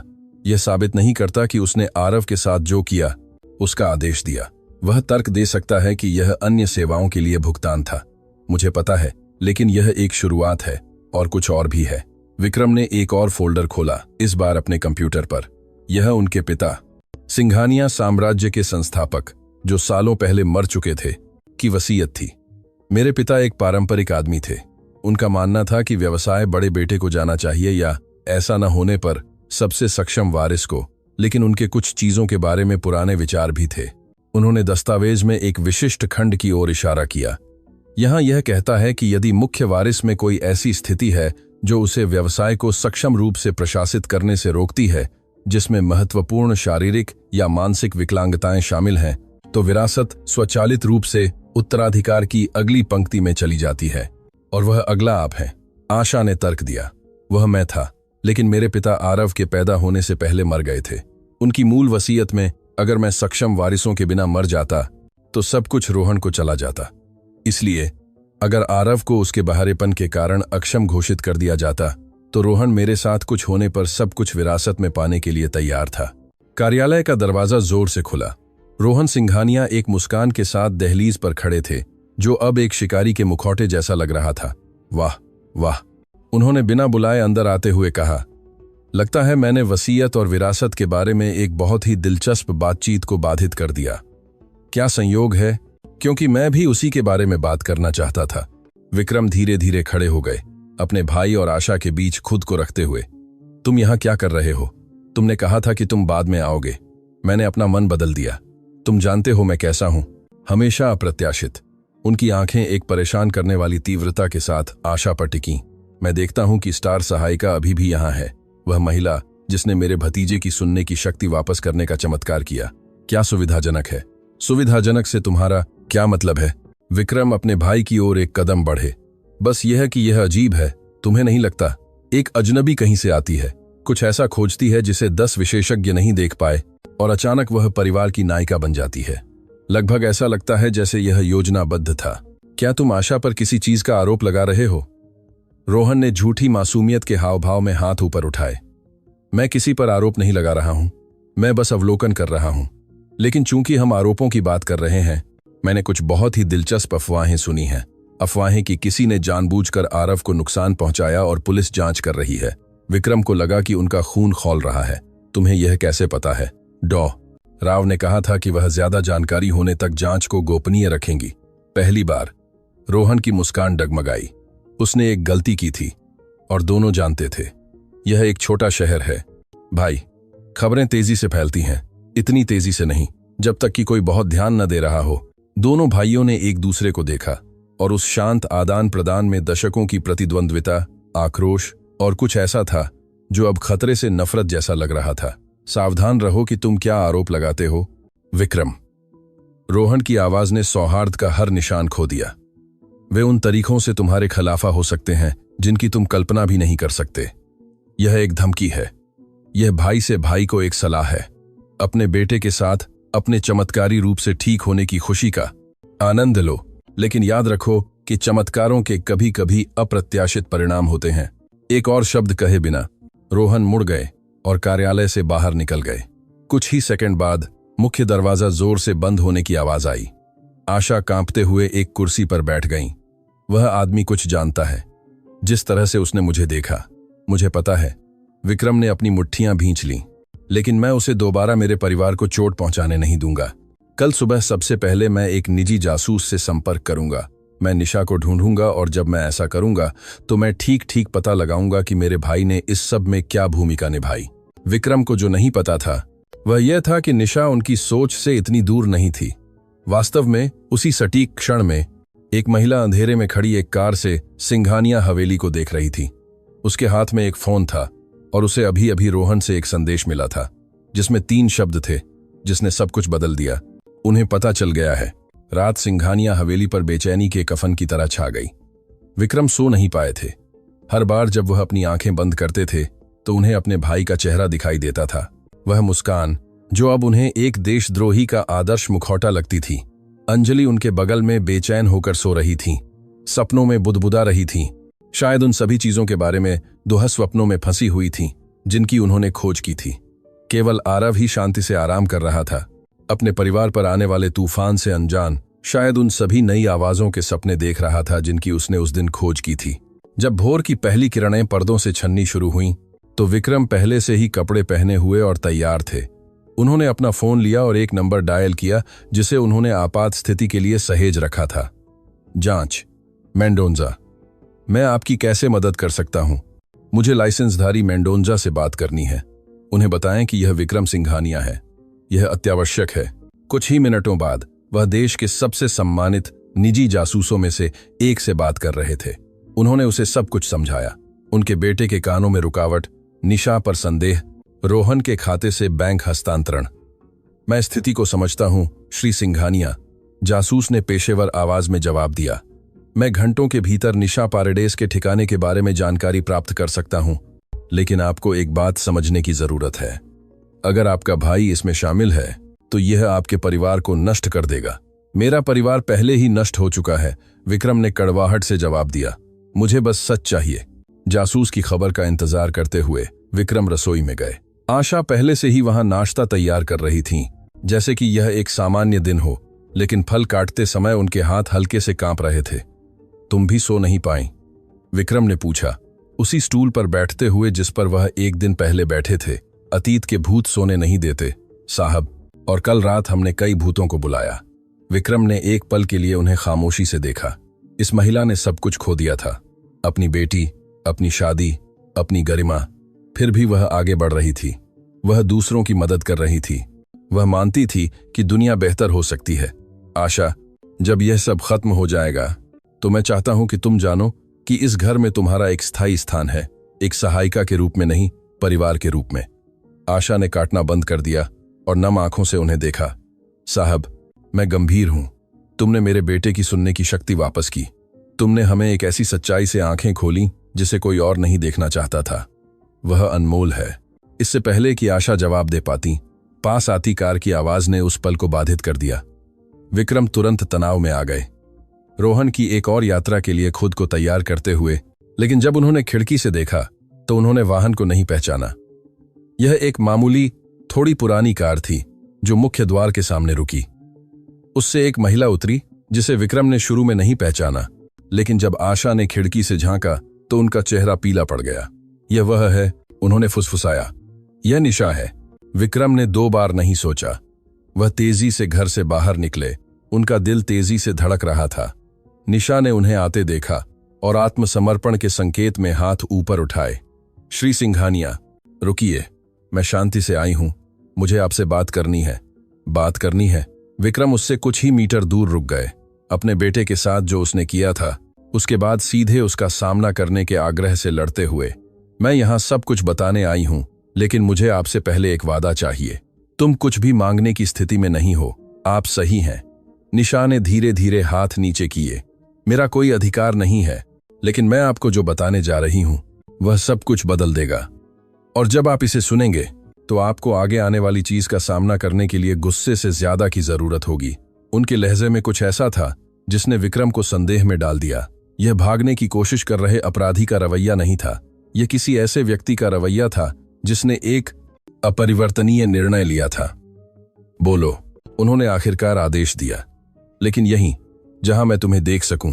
निशा ने सिर हिलाया।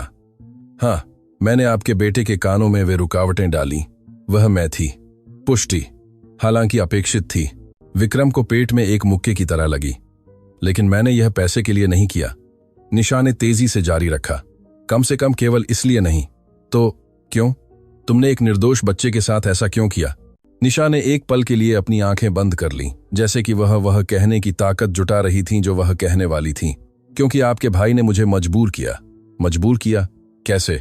उसके पास मेरा कुछ है, पैसे से ज्यादा कीमती। उसके पास मेरा बेटा है। दुनिया ठहर गई लगती थी। विक्रम सुन रहे थे, लेकिन उनका दिमाग शब्दों को संसाधित करने के लिए संघर्ष कर रहा था। मेरा बेटा नील एक पुरानी बीमारी से पीड़ित है। निशा ने जारी रखा। उनकी आवाज टूट रही थी। उसे महंगे इलाज, दवाइयों की जरूरत है जिसे मैं वहन नहीं कर सकती। जब मैंने आपके लिए काम करना शुरू किया तो रोहन ने मुझे ढूंढ लिया। मुझे नहीं पता कि उसे मेरी स्थिति के बारे में कैसे पता चला, लेकिन वह सब जानता था। उसने मुझे एक सौदा पेश किया। अगर मैं वह करती जो वह मुझसे कहता, तो वह नील के सभी इलाज का भुगतान करेगा।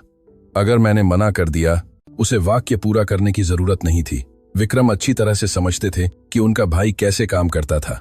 उसने मुझे ठीक ठीक बताया कि क्या करना है। निशा अब खुलेआम सिसक रही थी। उसने मुझे पदार्थ दिया।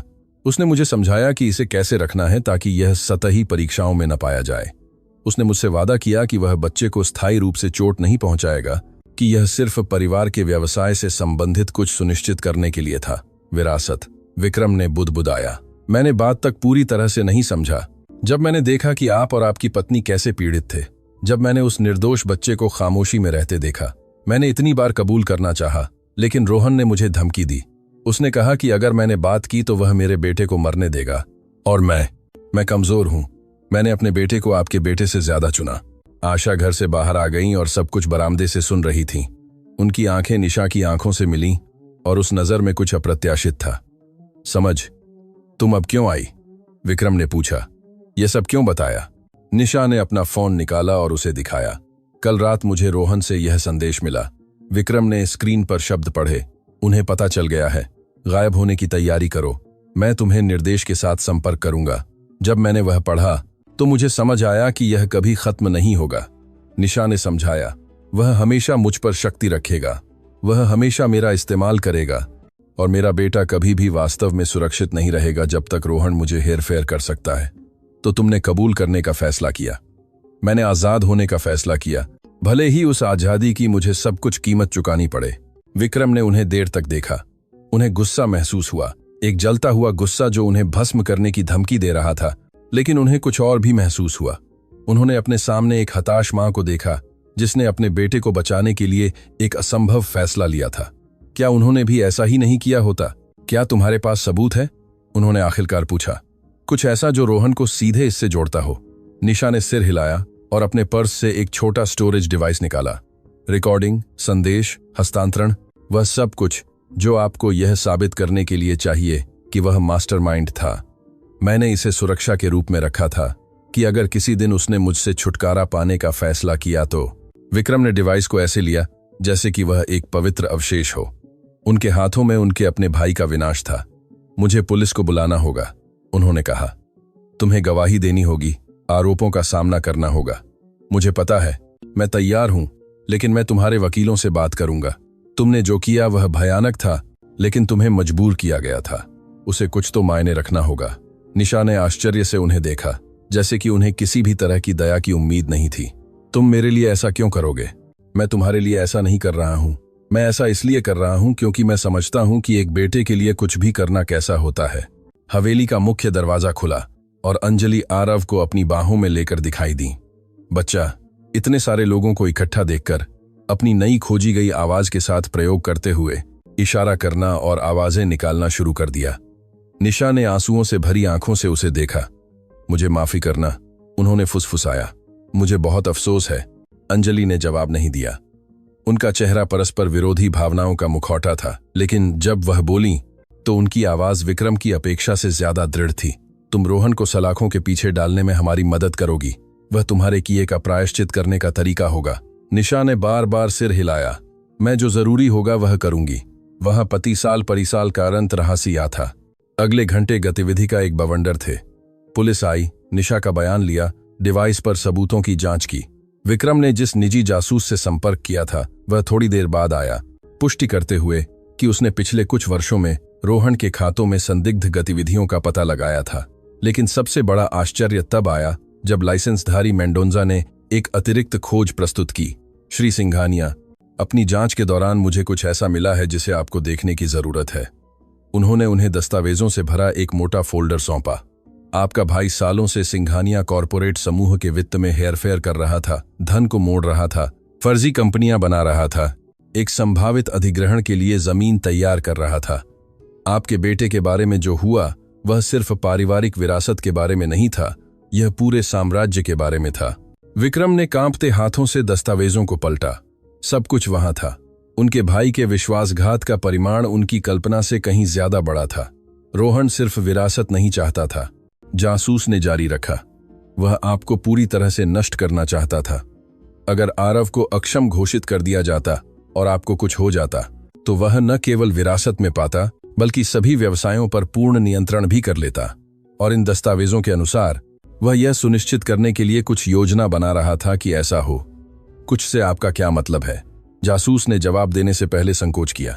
ऐसे ईमेल हैं जहां वह किसी तीसरे पक्ष के साथ ऐसी दुर्घटनाएं बनाने के तरीकों पर चर्चा करता है जो प्राकृतिक लगे। विक्रम के फेफड़ों से हवा निकल गई। उनके अपने भाई ने उनके बेटे को बर्बाद करने से ज्यादा की योजना बनाई थी। वह उन्हें खत्म करने की योजना बना रहा था। रोहन अब कहां है? उन्होंने ऐसी आवाज में पूछा जिसे वह मुश्किल से अपनी पहचान पा रहे थे। वह दूसरी खबर है, जासूस ने जवाब दिया। वह आज सुबह गायब हो गया। उसका अपार्टमेंट खाली है। उसके मुख्य खातों को रात भर में खाली कर दिया गया। ऐसा लगता है कि उसे पता था कि निशा कबूल करने आ रही है। उसे कैसे पता चला? क्योंकि वह उस पर नजर रख रहा था। एक नई आवाज ने हस्तक्षेप किया। सभी मुड़ गए। कार्यालय के दरवाजे पर डॉ नंदिनी राव खड़ी थीं। उनके साथ 2 पुलिस अधिकारी थे। डॉ राव, आप यहां क्या कर रही हैं? विक्रम उनके पास पहुंचे। मैं इसलिए आई हूं क्योंकि मुझे उस सामग्री के मेरे विश्लेषण के दौरान कुछ और मिला है जिसे मैंने आपके बेटे के कानों से निकाला था। कुछ ऐसा जिसका मैंने पहले उल्लेख नहीं किया क्योंकि मुझे इसकी पुष्टि करने की जरूरत थी। उन्होंने अपने ब्रीफकेस से एक प्रयोगशाला रिपोर्ट निकाली। आरव की सुनने की शक्ति को अवरुद्ध करने के लिए इस्तेमाल किया गया पदार्थ एक विशेषज्ञ यौगिक है। कुछ ऐसा नहीं है जो किसी भी फार्मेसी में मिलता हो। यह एक चिकित्सा यौगिक है जो देश में केवल 3 प्रयोगशालाओं में निर्मित होता है और उन प्रयोगशालाओं में से एक सिंघानिया कॉरपोरेट समूह की एक सहायक कंपनी से संबंधित है। विक्रम को लगा कि उनके पैरों के नीचे की जमीन हिल रही है। हमारी एक कंपनी जो रिकॉर्ड के अनुसार सीधे रोहन सिंघानिया की देखरेख में है। सब कुछ फिट हो गया। पूरी धिक्कार भरी पहेली को आखिरकार समझ में आ गया। रोहन ने न केवल इसकी योजना बनाई थी, उसने पारिवारिक कंपनी के अपने संसाधनों का उपयोग करके इसकी योजना बनाई थी। उसने अपने भतीजे और अंततः अपने भाई को नष्ट करने के लिए उस साम्राज्य का उपयोग किया जिसे उनके पिता ने बनाया था।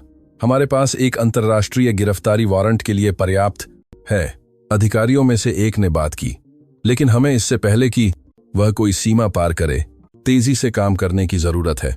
विक्रम ने यांत्रिक रूप से सिर हिलाया। उनका दिमाग अभी भी विश्वासघात की भयावहता को संसाधित कर रहा था। यह आशा थी जिसने उन्हें उनकी तंद्रा से बाहर निकाला, एक कप कॉफी के साथ पास आते हुए जिसे उन्होंने नहीं मांगा था। श्री सिंघानिया, उन्होंने धीरे से कहा, मुझे पता है कि यह विनाशकारी है। यह पता लगाना कि आपका अपना खून कुछ ऐसा करने में सक्षम था, एक ऐसा दर्द है जिसका कोई नाम नहीं है। कोई इससे कैसे उबरता है? विक्रम ने उनसे ज्यादा खुद से पूछा। कोई इससे उबरता नहीं है, कोई इसे बदल देता है। आप उस दर्द का उपयोग कुछ बेहतर बनाने के लिए करते हैं, उन लोगों की रक्षा करने के लिए जिनसे आप प्यार करते हैं, यह सुनिश्चित करने के लिए कि कोई और वह सब न झेले जो आपके परिवार ने झेला। विक्रम ने उन्हें देखा, न केवल एक घरेलू सहायिका बल्कि एक उत्तरजीवी, एक महिला जिसने बदतर विश्वासघात का सामना किया था और आगे बढ़ने का रास्ता खोज लिया था। उसी क्षण आरव दौड़ता हुआ कार्यालय में आया, अंजलि की बाहों से बचकर। वह अपने पिता के सामने रुका और गोद में लिए जाने के लिए अपनी बाहें उठाईं। विक्रम ने उसे उठाया, उसे एक ऐसी ताकत से गले लगाया जिसमें वह सारा प्यार, सारी राहत, सारा आभार था जो वह महसूस कर रहे थे। बच्चे ने जिज्ञासु छोटे हाथों से उनके चेहरे को छुआ, उन आंसुओं को महसूस किया जिन्हें विक्रम नहीं जानते थे कि वह बहा रहे थे। पापा, आरव ने उस नई आवाज में कहा जिसे वह अभी भी इस्तेमाल करना सीख रहा था। पापा। और उस पल विक्रम ने एक फैसला लिया। हम मेरे भाई को ढूंढेंगे, उन्होंने एक नई आवाज में कहा। हम उसे उसके किए की कीमत चुकाने के लिए मजबूर करेंगे, लेकिन बदला लेने के लिए नहीं, न्याय के लिए, ताकि मेरा बेटा ऐसी दुनिया में बड़ा हो जहां राक्षस न जीते। उन्हें जो नहीं पता था वह यह था कि रोहन उतना दूर नहीं भागा था जितना उन्होंने सोचा था। वास्तव में वह किसी की भी कल्पना से कहीं ज्यादा करीब था और उसने एक अंतिम चाल की योजना बनाई थी जो उन सभी लोगों को खतरे में डाल देगी जिनसे विक्रम प्यार करते थे। सिंघानिया हवेली एक ऑपरेशन सेंटर बन गई थी। पुलिस अंदर बाहर हो रही थी, जासूस दस्तावेजों की जांच कर रहे थे और विक्रम का फोन वकीलों, व्यावसायिक सहयोगियों और पत्रकारों के फोन कॉल से बजना बंद नहीं हो रहा था, जिन्हें किसी तरह पता चल गया था कि कुछ बड़ा हो रहा है। लेकिन विक्रम ने सब कुछ नजरअंदाज कर दिया। उनका ध्यान पूरी तरह से एक ही चीज पर केंद्रित था, अपने भाई को ढूंढना। श्री सिंघानिया। जांच के प्रभारी अधिकारी गंभीर अभिव्यक्ति के साथ पास पहुंचे। हमारे पास एक समस्या है। किस तरह की समस्या? रोहन सिंघानिया के पास 3 अलग अलग देशों के पासपोर्ट हैं। आप्रवासन रिकॉर्ड के अनुसार पिछले 24 घंटों में किसी का भी उपयोग नहीं किया गया है। इसका मतलब है कि वह अभी भी देश में है। यह क्यों एक समस्या है? उसे ढूंढना आसान होना चाहिए। समस्या यह है कि अगर वह भागा नहीं है तो इसका मतलब है कि उसने अभी भी कुछ योजना बनाई है। अपराधी भागने पर नहीं रुकते जब तक कि उनके पास अधूरे काम न हो। अधिकारी के शब्द विक्रम के दिमाग में एक चेतावनी की तरह गूंज उठे। अधूरे काम। रोहन के लिए अपनी स्वतंत्रता को जोखिम में डालने के लिए क्या इतना महत्वपूर्ण हो सकता है? आशा, जो गलियारे से सुन रही थीं, सावधानी से पास आईं। साहब, कुछ ऐसा है जिस पर हमने विचार नहीं किया है। निशा ने जिक्र किया कि रोहन उस पर नजर रख रहा था। उसे कैसे पता चला कि वह कबूल करने आ रही है? विक्रम ने माथे पर बल डाला। मैंने मान लिया कि उसके फोन में किसी तरह का ट्रैकर या ऐसा कुछ था, लेकिन निशा ने कहा कि उसे रोहन का संदेश कल रात यहां आने का फैसला करने से पहले मिला था। वह कैसे जान सकता था कि वह क्या करने वाली थी इससे पहले कि वह खुद जानती थी? सवाल हवा में लटक गया। विक्रम ने आशा को नए सिरे से सराहना के साथ देखा। इस महिला का दिमाग तेज था, जो उन विवरणों को देखती थी जिन्हें दूसरे अनदेखा कर देते थे। जब तक कि विक्रम ने टुकड़ों को जोड़ना शुरू किया, जब तक कि कोई और उसे सूचित नहीं कर रहा है। कोई इस घर के अंदर। जो खामोशी छाई वह ऊपर की मंजिल पर कुछ गिरने की आवाज से बाधित हुई। सभी ने छत की ओर देखा। ऊपर कौन है? अधिकारी ने पूछा। मेरी पत्नी और मेरा बेटा, विक्रम ने जवाब दिया। पहले से ही सीढ़ियों की ओर बढ़ते हुए वह 2-2 कदम करके सीढ़ियां चढ़े। उनका दिल तेजी से धड़क रहा था। जब वह मुख्य गलियारे पर पहुंचे तो उन्होंने अंजलि को आराव के कमरे के दरवाजे के सामने पूर्ण दहशत की अभिव्यक्ति के साथ खड़ा पाया। अंजलि, क्या हुआ? हॉर्टेंसिया थी, उन्होंने कांपती हुई आवाज में फुसफुसाया। मैंने उसे आरव के कमरे में पाया। वह उसके कान में कुछ छू रही थी और जब मैंने उससे पूछा कि वह क्या कर रही है तो वह भाग गई। विक्रम को लगा कि उनका खून जम गया है। आरव कहाँ है? यहां मेरे साथ। वह ठीक है, मुझे लगता है। लेकिन विक्रम, उसकी अभिव्यक्ति ऐसी थी जैसे वह ठीक ठीक जानती हो कि वह क्या कर रही है। सुषमा पिछले 3 सालों से सिंघानिया के लिए काम कर रही थीं। वह चुप थीं, कुशल थीं, व्यावहारिक रूप से अदृश्य थीं। जिस तरह का व्यक्ति ध्यान दिए बिना अपना काम करता था, एक जासूस होने के लिए आदर्श तरह का व्यक्ति। सभी निकास बंद कर दो, विक्रम ने सीढ़ियां चढ़ रहे अधिकारियों की ओर चिल्लाया। कोई भी इस घर से तब तक बाहर नहीं निकलेगा जब तक हमें सुषमा नहीं मिल जाती। खोज में बस कुछ ही मिनट लगे। उन्होंने सुषमा को एक छोटा पर्स अपनी छाती से चिपकाए सर्विस दरवाजे से भागने की कोशिश करते हुए पाया। जब उसे मुख्य हॉल में लाया गया तो उसका विनम्र रवैया पूरी तरह से गायब हो गया था। उसके स्थान पर एक चुनौती भरी अभिव्यक्ति थी जो विक्रम ने उसमें कभी नहीं देखी थी। उस पर्स में क्या है?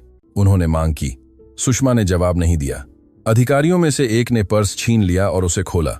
अंदर कई वस्तुएं थीं। एक सेल फोन जिसका वह आमतौर पर इस्तेमाल नहीं करती थी, नकदी के साथ कई लिफाफे और एक छोटी शीशी जिसमें एक पदार्थ था जिसे विक्रम ने तुरंत पहचान लिया। यह वही सामग्री थी जिसे डॉ. राव ने आरव के कानों से निकाला था। तुम इसे फिर से करने वाली थीं।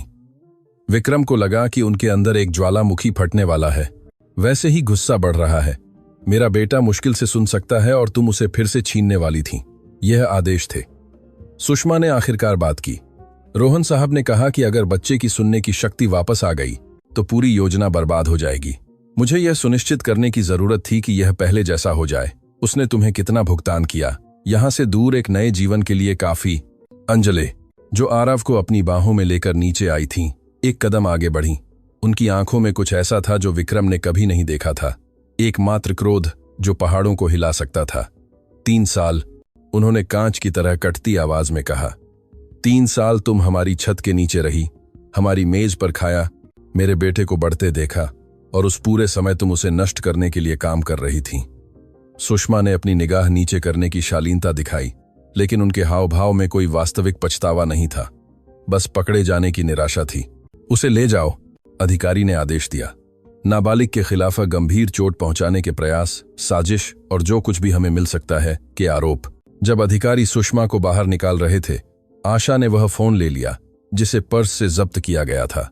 श्री सिंघानिया, इस फोन में संदेश हैं, हाल के संदेश। विक्रम ने डिवाइस लिया और पढ़ना शुरू किया। जो उन्होंने पाया उससे उनका पेट खराब हो गया। सुषमा और रोहन के बीच एक पूरी बातचीत थी, लेकिन सबसे ज्यादा परेशान करने वाला अंतिम संदेश था जो बस 1 घंटे पहले भेजा गया था। उन्हें सहायिका से विचलित करो। जब वे उसे ढूंढ रहे हों, मैं जरूरी काम संभालता हूं। बच्चा द्वितीयक है, असली लक्ष्य हमेशा कुछ और था। विक्रम ने इसका अर्थ समझने की कोशिश करते हुए संदेश को 3 बार पढ़ा। असली लक्ष्य हमेशा कुछ और था, उन्होंने बुदबुदाया। अगर यह आरव नहीं था तो, और फिर उन्हें समझ आया। सुषमा मुख्य योजना नहीं थी, वह एक भटकाव थी। जब सब लोग उसे ढूंढने और उसे पकड़ने की प्रक्रिया में व्यस्त थे, रोहन अपनी असली योजना को अंजाम देने के लिए स्वतंत्र था। निशा कहाँ है? उन्होंने अचानक पूछा। सभी ने चारों ओर देखा। पिछली बार जब किसी ने उसे देखा था तो वह पीछे के बगीचे में अपने बयान खत्म होने का इंतजार कर रही थी। विक्रम आशा के ठीक पीछे बगीचे की ओर दौड़े। जो उन्होंने पाया उसने उनके सबसे बुरे डर की पुष्टि की।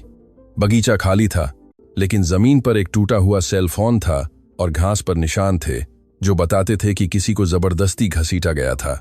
वह उसे ले गया, आशा ने फुसफुसाया। रोहन निशा को ले गया। क्यों? उसने पहले ही सब कुछ कबूल कर लिया है। वह अब उसके लिए कोई खतरा नहीं है, लेकिन वह ज्यादा जानती है, आशा ने तेजी से तर्क दिया। निशा ने उसके लिए लंबे समय तक काम किया। वह शायद ऐसी चीजें जानती है जो उसे खुद भी नहीं पता कि वे महत्वपूर्ण हैं, ऐसी चीजें जो उसे पूरी तरह से डुबो सकती हैं। विक्रम का फोन बजा। अज्ञात नंबर। दिल में दहशत लिए उन्होंने जवाब दिया, नमस्ते भाई। रोहन की आवाज दूर थी, लेकिन साफ थी। उसके लहजे में कोई घबराहट नहीं थी, बस वह गणनात्मक शांति थी जिसे विक्रम अब एक मनोरोगी के मुखौटे के रूप में पहचानते थे। निशा कहाँ है? अभी के लिए सुरक्षित, लेकिन यह बदल सकता है, जिसके आधार पर तुम इस बातचीत को कैसे संभालते हो। तुम क्या चाहते हो? जो मैं हमेशा से चाहता था, जो मेरा अधिकार है। हमारे पिता ने एक साम्राज्य बनाया विक्रम, और तुमने बस पहले पैदा होने के कारण सब कुछ विरासत में पा लिया। क्या तुम जानते हो कि जीवन भर दूसरा बनकर रहना कैसा होता है? वह जो हमेशा साए में रहता है। हमारे पिता तुमसे उतना ही प्यार करते थे जितना मुझसे। रोहन की हंसी कड़वी और ठंडी थी। हमारे पिता मुझे सहन करते थे। तुम वारिस थे, चुने हुए, वह जो उनका नाम गर्व से रखता था। मैं रिप्लेसमेंट था, प्लान बी, वह जो केवल तभी मायने रखता था जब तुम्हें कुछ हो जाता। तो तुमने यह सुनिश्चित करने का फैसला किया कि मुझे कुछ हो जाए। मैंने वह लेने का फैसला किया जो शुरू से मेरा होना चाहिए था, लेकिन तुम्हें जाना पड़ा और एक बेटा पैदा करना पड़ा। एक आदर्श वारिस जो मुझे उत्तराधिकार की पंक्ति में और नीचे धकेल देगा। इसलिए मैंने वही किया जो मुझे करना था। विक्रम ने फोन को इतनी जोर से भींच लिया कि उन्हें लगा कि वह उनके हाथ में टूट जाएगा। तुम एक राक्षस हो, मैं तुम्हारी तरह एक उत्तरजीवी हूं। अंतर यह है कि मैं वह पाने के लिए जो जरूरी है वह करने को तैयार हूं जो मैं चाहता हूं। तुम क्या चाहते हो रोहन? तुमने मुझे क्यों फोन किया? रोहन के जवाब देने से पहले एक विराम था। मैं चाहता हूं कि तुम मुझसे मिलो, अकेले, बिना पुलिस के, बिना वकीलों के, बिना किसी के। तुम और मैं आमने सामने, जैसा कि शुरू से होना चाहिए था। और अगर मैं मना कर दूं तो निशा का एक बहुत ही दुर्भाग्यपूर्ण दुर्घटना होगी। और उसके बाद कौन जानता है, तुम्हारे पास बहुत से लोग हैं जिनकी तुम्हें परवाह है भाई। एक खूबसूरत पत्नी, एक बेटा जिसने अभी अभी आवाजों की खोज की है, एक घरेलू सहायिका जो परिवार का हिस्सा बन गई लगती है। धमकी स्पष्ट थी। रोहन के पास खोने के लिए कुछ नहीं था, जिसने उसे पहले से कहीं ज्यादा खतरनाक बना दिया था। कहां? पिताजी की पुरानी फैक्ट्री। तुम जानते हो कौन सी, जहां हमारे परिवार के लिए सब कुछ शुरू हुआ था। मुझे लगता है कि यह काव्यात्मक है कि यह वही है जहां सब कुछ खत्म भी होता है। तुम्हारे पास 1 घंटा है। लाइन कट गई। विक्रम अपने हाथ में फोन देखते हुए स्थिर खड़े रहे। आशा उन्हें गहरी चिंता की अभिव्यक्ति के साथ देख रही थी। तुम अकेले नहीं जा सकते, उन्होंने कहा। यही वह चाहता है। अगर मैं नहीं जाता तो वह निशा को चोट पहुंचाएगा और फिर मेरे परिवार के लिए आएगा। तो पुलिस को बुलाओ और जगह को घेर लो। तुम मेरे भाई को नहीं जानती। अगर वह एक भी अधिकारी को देखता है तो वह कुछ हताश करेगा, और जब रोहन हताश होता है तो लोग मरते हैं। अंजलि आराव को अभी भी अपनी बाहों में लेकर बगीचे के दरवाजे पर दिखाई दी। उन्होंने सब कुछ सुना था। तुम नहीं जाओगे, उन्होंने ऐसी आवाज में कहा जो कांप रही थी लेकिन डगमगा नहीं रही थी। मैं तुम्हें भी नहीं खोना चाहती। विक्रम उनके पास पहुंचे और अपने हाथों में उनका चेहरा लिया।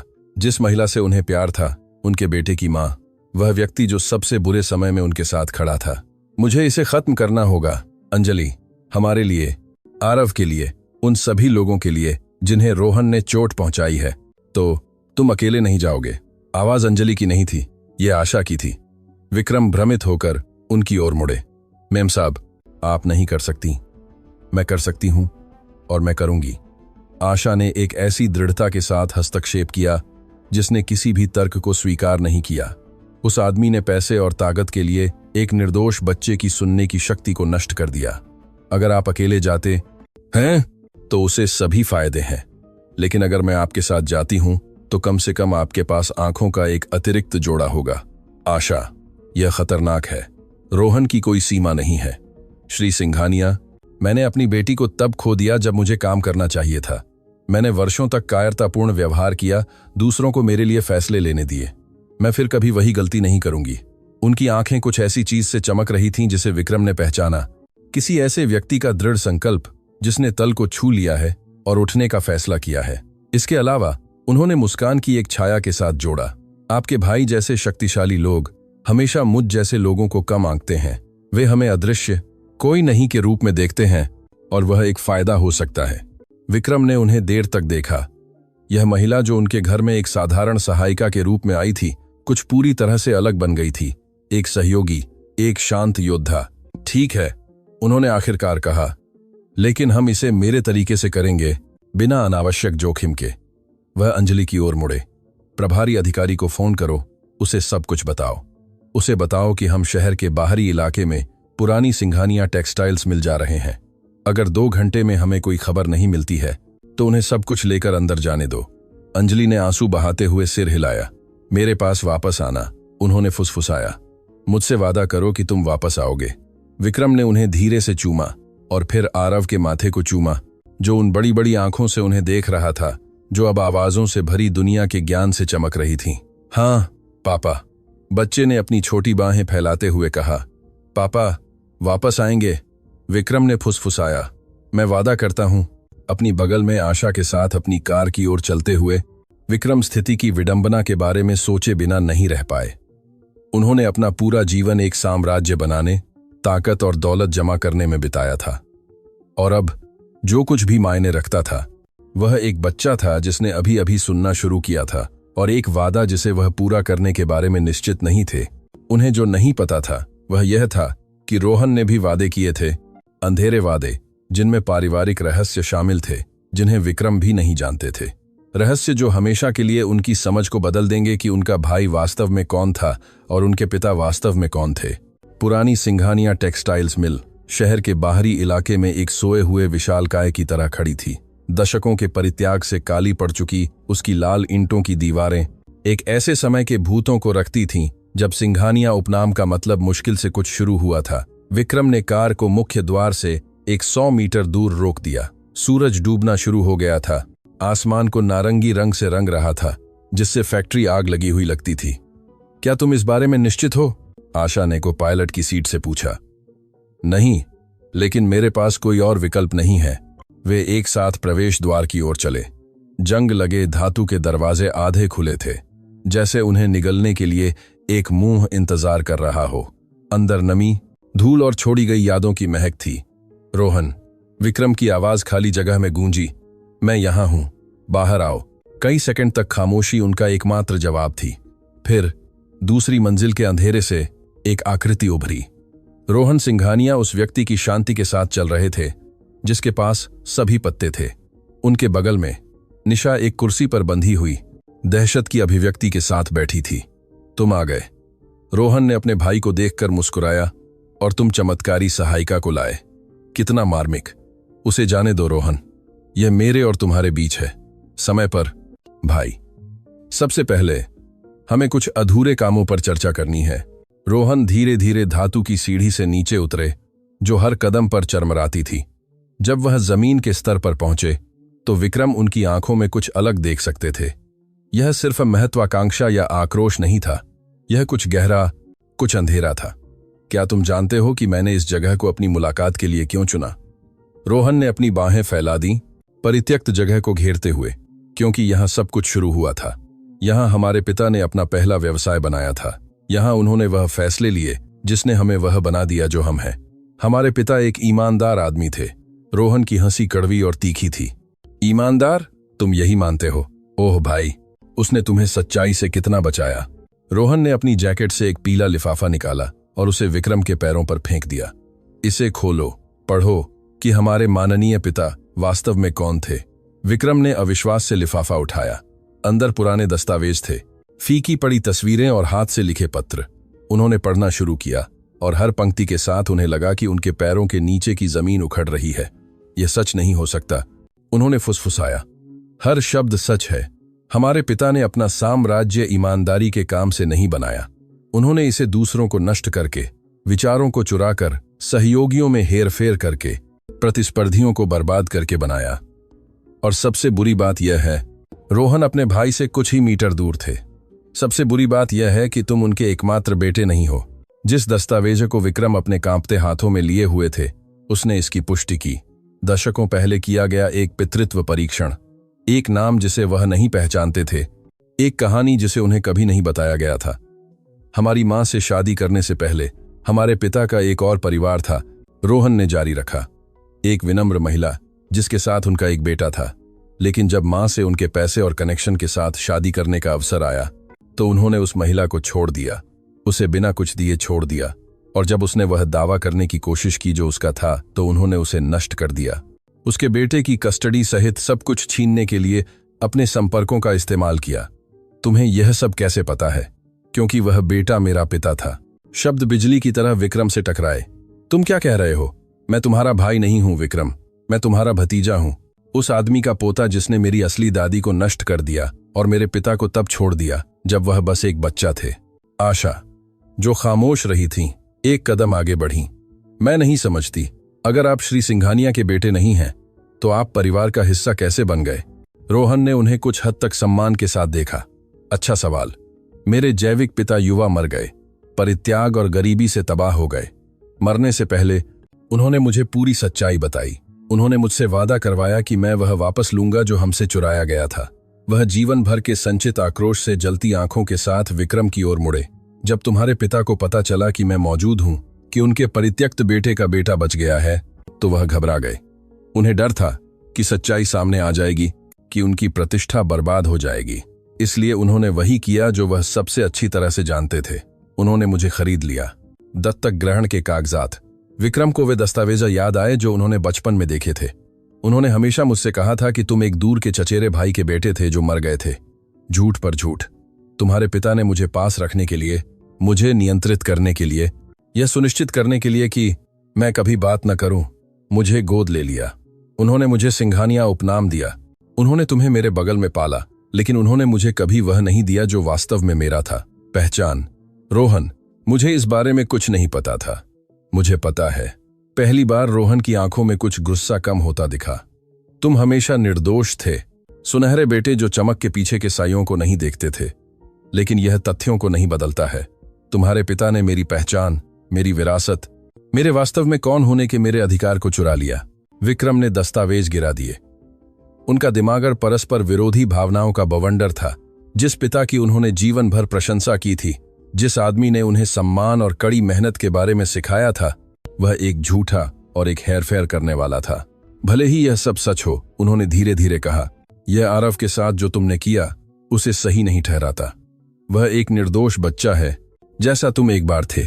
निर्दोष। रोहन ने कड़वी हंसी छोड़ी। तुम्हारा बेटा वह सब लेकर पैदा हुआ जो मुझसे वंचित कर दिया गया था। बिना शर्त प्यार, वित्तीय सुरक्षा, एक उज्जवल भविष्य।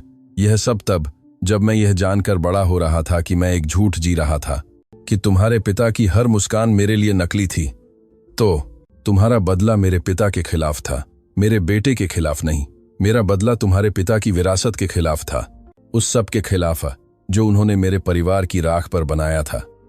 अगर तुम्हारे बेटे को अक्षम घोषित कर दिया जाता तो वह साम्राज्य जिसे तुम्हारे पिता ने इतनी रक्षा की अंततः मुझे मिल जाता और मैं उसे ईंट ईंट करके, पैसे पैसे करके तब तक नष्ट कर देता जब तक कुछ नहीं बचता। आशा ने एक और कदम आगे बढ़ाया, विक्रम के बगल में खड़ी हो गईं। श्री रोहन, मैं आपके दर्द को समझ सकती हूं। मैंने भी उन लोगों के कारण सब कुछ खो दिया जिन्होंने सोचा कि वे दूसरों के जीवन के बारे में फैसले ले सकते हैं।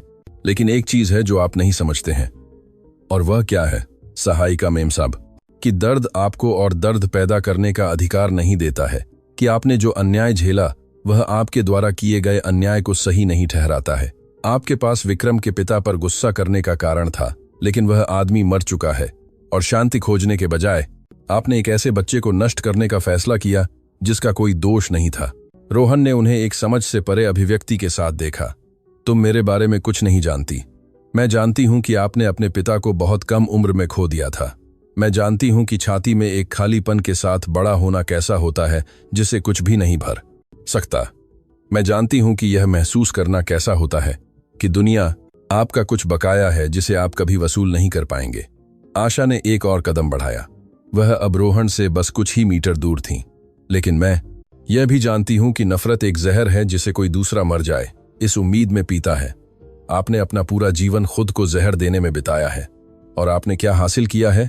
आप अकेले हैं, भगोड़े हैं, सब कुछ खोने वाले हैं। इस बीच वह आदमी जिससे आप इतनी नफरत करते थे अपनी कब्र में शांति से आराम करता है। चुप रहो। रोहन की आवाज थोड़ी टूटी।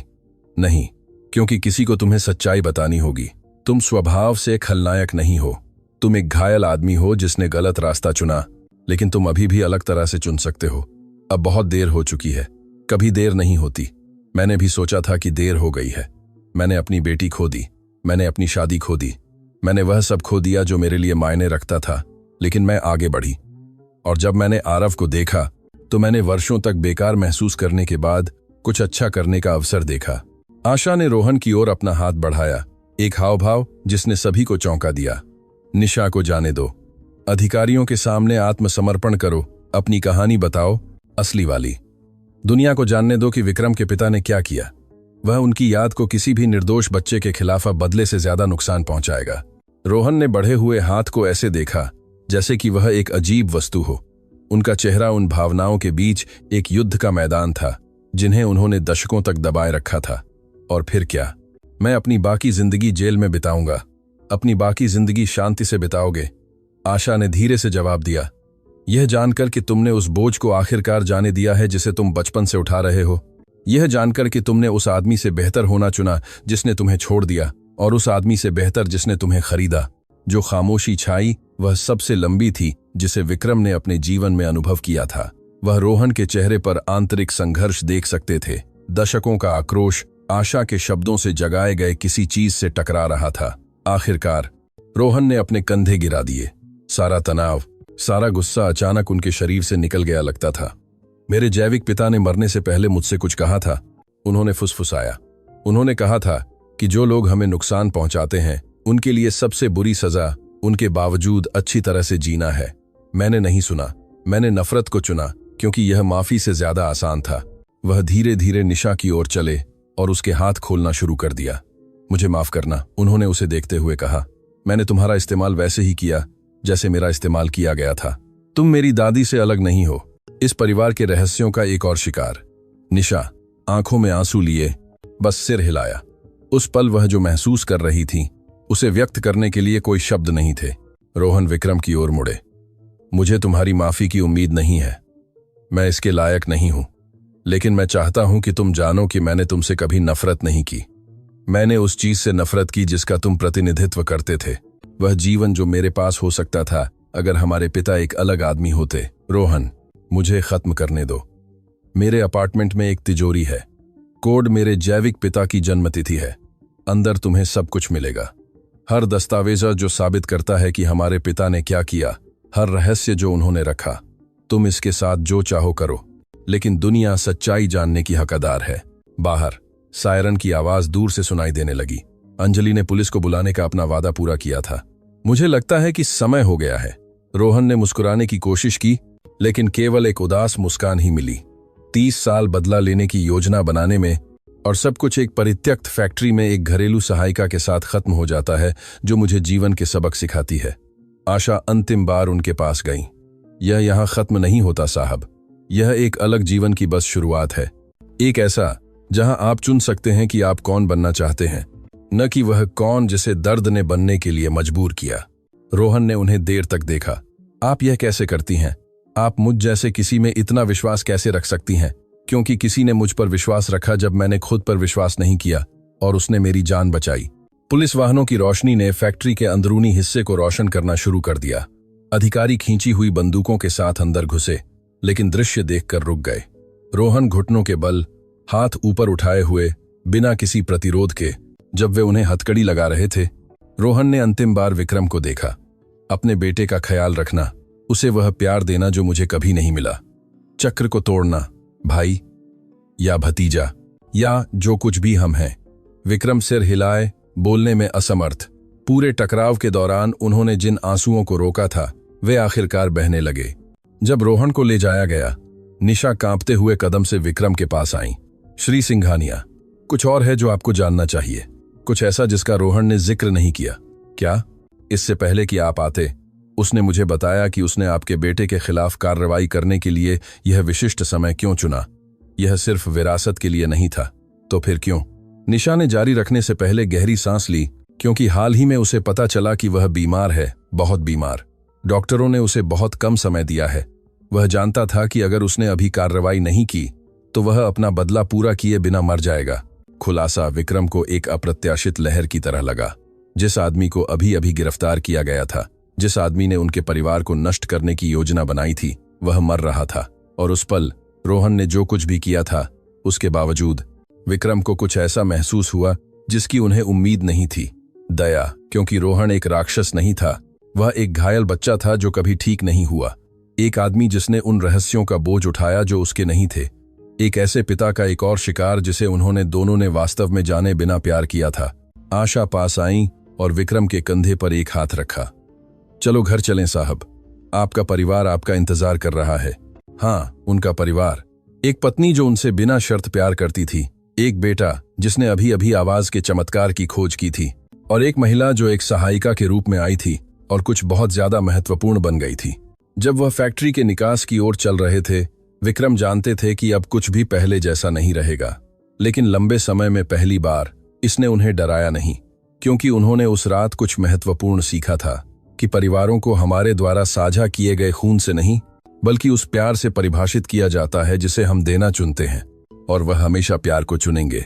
जब विक्रम आखिरकार घर पहुंचे तो भोर ने आसमान को गुलाबी रंग से रंग दिया था। उन्होंने घंटों पुलिस स्टेशन में बयान देते हुए, दस्तावेजों पर हस्ताक्षर करते हुए, उन सभी चीजों को संसाधित करते हुए बिताया था जिनकी उन्होंने अपने पिता और उस आदमी के बारे में खोज की थी जिसे उन्होंने जीवन भर भाई कहा था। लेकिन अब इनमें से कुछ भी मायने नहीं रखता था। एकमात्र चीज जो मायने रखती थी वह छवि थी जिसने उनके घर का दरवाजा खोलने पर उनका स्वागत किया। अंजलि आरव को अपनी गोद में लिए लिविंग रूम के सोफे पर सोई हुई थी। टेलीविजन कम आवाज में अभी भी चालू था, शायद इसलिए चालू किया गया था ताकि बच्चा इंतजार करते समय आवाजों के साथ प्रयोग करता रहे। विक्रम उनके बगल में घुटनों के बल बैठ गए, अपने बेटे के शांत चेहरे को देखते हुए। यह छोटा सा प्राणी जो खामोशी में जिया था, जो दूसरों की महत्वाकांक्षा और आक्रोश का शिकार था, अब शांति से सो रहा था, उन तूफानों से अनजान जिसने उनके परिवार को हिला दिया था। तुम आ गए। अंजलि की आवाज मुश्किल से एक फुसफुसाहट थी। मैंने वादा किया था कि मैं वापस आऊंगा। उन्होंने अपनी आंखें पूरी तरह से खोलीं और आरव को बिना छोड़े अपने पति के चेहरे की ओर एक हाथ बढ़ाया। उनकी उंगलियों ने थकान की रेखाओं, सूखे आंसुओं के निशानों को ट्रेस किया। यह खत्म हो गया, यह खत्म हो गया। अंजलि ने राहत से आंखें बंद कर लीं। आंसू चुपचाप बहने लगे जब उन्होंने एक हाथ से अपने बेटे को और दूसरे से अपने पति को पकड़ा। तुम सही थीं, विक्रम ने फुसफुसाया, हर चीज के बारे में। मेरे पिता वह नहीं थे जो मैं मानता था। और रोहन उनकी झूठ का एक और शिकार था। उसका क्या होगा? वह जेल जाएगा, लेकिन वह बीमार भी है, बहुत बीमार। उसके पास शायद ज्यादा समय नहीं बचा है। अंजलि ने आश्चर्य से आंखें खोलीं। और तुम कैसा महसूस करते हो? विक्रम को जवाब देने में समय लगा। उन्हें कैसा महसूस हुआ? यह एक ऐसा सवाल था जिसका कोई सरल जवाब नहीं था। दुखी, उन्होंने आखिरकार कहा। दुखी क्योंकि अगर मेरे पिता एक अलग आदमी होते, अगर उन्होंने अपनी गलतियों को छिपाने के बजाय उनका सामना किया होता, तो यह सब टाला जा सकता था। रोहन एक भूत से नफरत करते हुए बड़ा हुआ और उस नफरत ने उसे भस्म कर दिया। आरव अंजलि की गोद में हिला, धीरे धीरे जाग गया। जब उसकी आंखें अपने पिता की आंखों से मिलीं, तो एक मुस्कान ने उसके चेहरे को रोशन कर दिया। पा, उसने उस नई आवाज में कहा जिसे वह अभी भी इस्तेमाल करना सीख रहा था। पापा आ गए। विक्रम ने अपने बेटे को अपनी बाहों में लिया, उसे एक ऐसी ताकत से गले लगाया जिसमें वह सारा प्यार, सारी राहत, सारा आभार था जो वह महसूस कर रहे थे। हाँ मेरे प्यार, पापा वापस आ गए हैं और वह फिर कभी नहीं जाएंगे।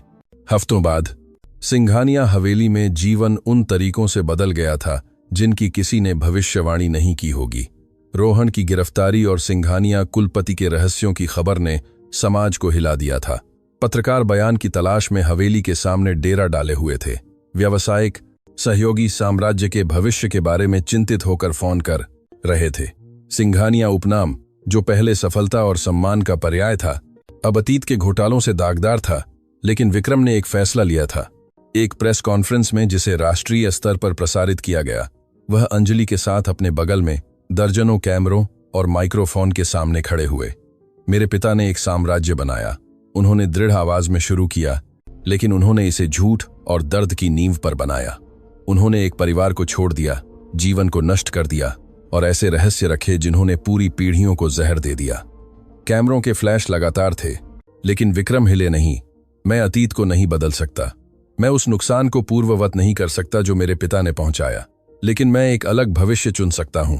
आज से सिंघानिया कॉरपोरेट समूह अपनी वार्षिक आय का 30% एक फाउंडेशन को समर्पित करेगा।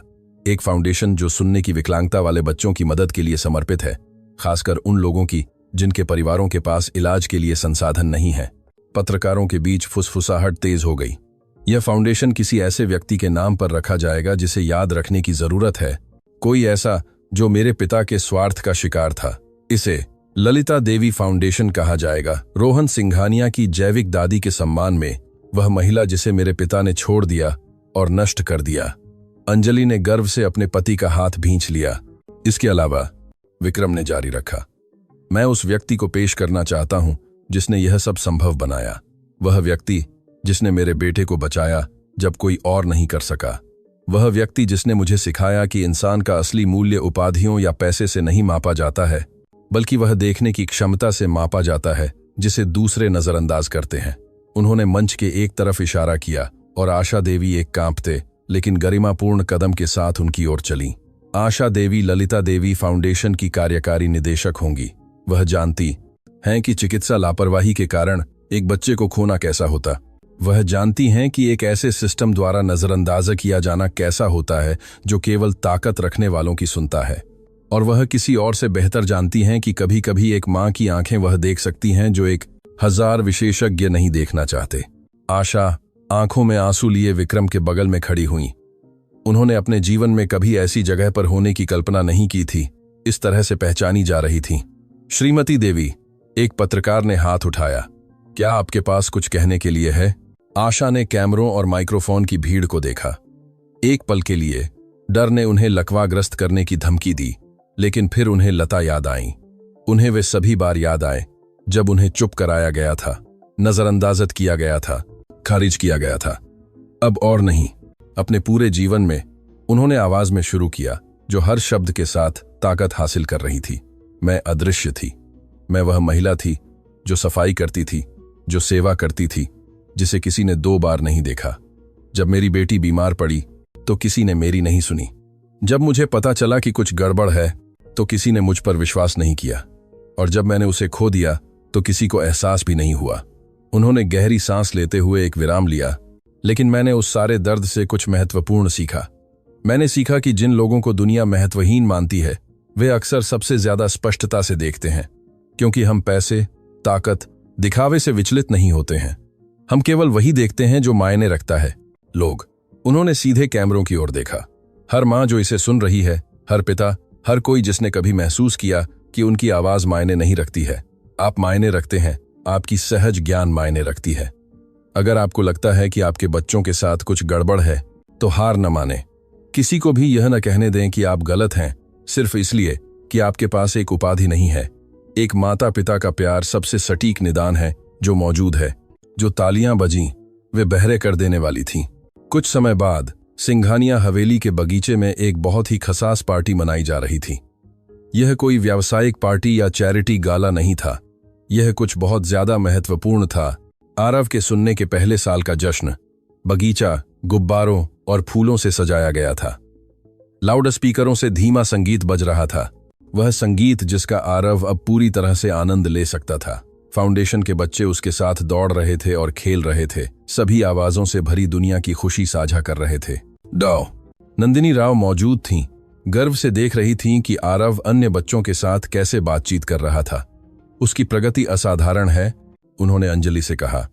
सिर्फ 1 साल में उसने ऐसे मील के पत्थर हासिल किए हैं जिनमें आमतौर पर बहुत ज्यादा समय लगता है। वह अविश्वसनीय रूप से लचीला बच्चा है। उसके पास अच्छे शिक्षक हैं। अंजलि ने उस ओर देखा जहां आशा बच्चों के एक समूह के साथ खेल रही थी, उन्हें हाव भाव और शब्दों के साथ गाने सिखा रही थी। निशा भी मौजूद थी। अधिकारियों के साथ पूर्ण सहयोग के बाद उनकी सजा काफी कम कर दी गई थी। विक्रम ने उनकी मदद करने का अपना वादा पूरा किया था और अब वह फाउंडेशन में काम कर रही थी। अपने चिकित्सा अनुभव का उपयोग अन्य बच्चों की मदद के लिए कर रही थी। उनका बेटा नील अब फाउंडेशन द्वारा कवर किए जा रहे इलाज के कारण हर दिन बेहतर हो रहा था। निशा का बोझिल अपराध बोध कभी पूरी तरह से गायब नहीं होगा, लेकिन उन्हें उसे सकारात्मक चीज में बदलने का एक तरीका मिल गया था। श्री सिंघानिया, वह गंभीर अभिव्यक्ति के साथ विक्रम के पास पहुंची। मैं आपके किए के बाद आपको कभी भी पर्याप्त धन्यवाद नहीं दे पाऊंगी। तुमने जो किया वह अपने बेटे की रक्षा करना था। विक्रम ने उन्हें बाधित किया। रोहन ने तुम्हें एक असंभव स्थिति में डाल दिया। असली अपराधी तुम कभी नहीं थी। क्या आपको उनकी कोई खबर मिली है? विक्रम ने धीरे धीरे सिर हिलाया। मैं पिछले हफ्ते जेल के अस्पताल में उनसे मिला था। वह बहुत कमजोर हैं, लेकिन वह शांति में हैं। वह कहते हैं कि अपने जीवन में पहली बार वह बिना बुरे सपने के सो सकते हैं। क्या आपने उन्हें माफ कर दिया? यह एक ऐसा सवाल था जो विक्रम ने खुद से कई बार पूछा था। मैं उस पर काम कर रहा हूं, उन्होंने ईमानदारी से जवाब दिया।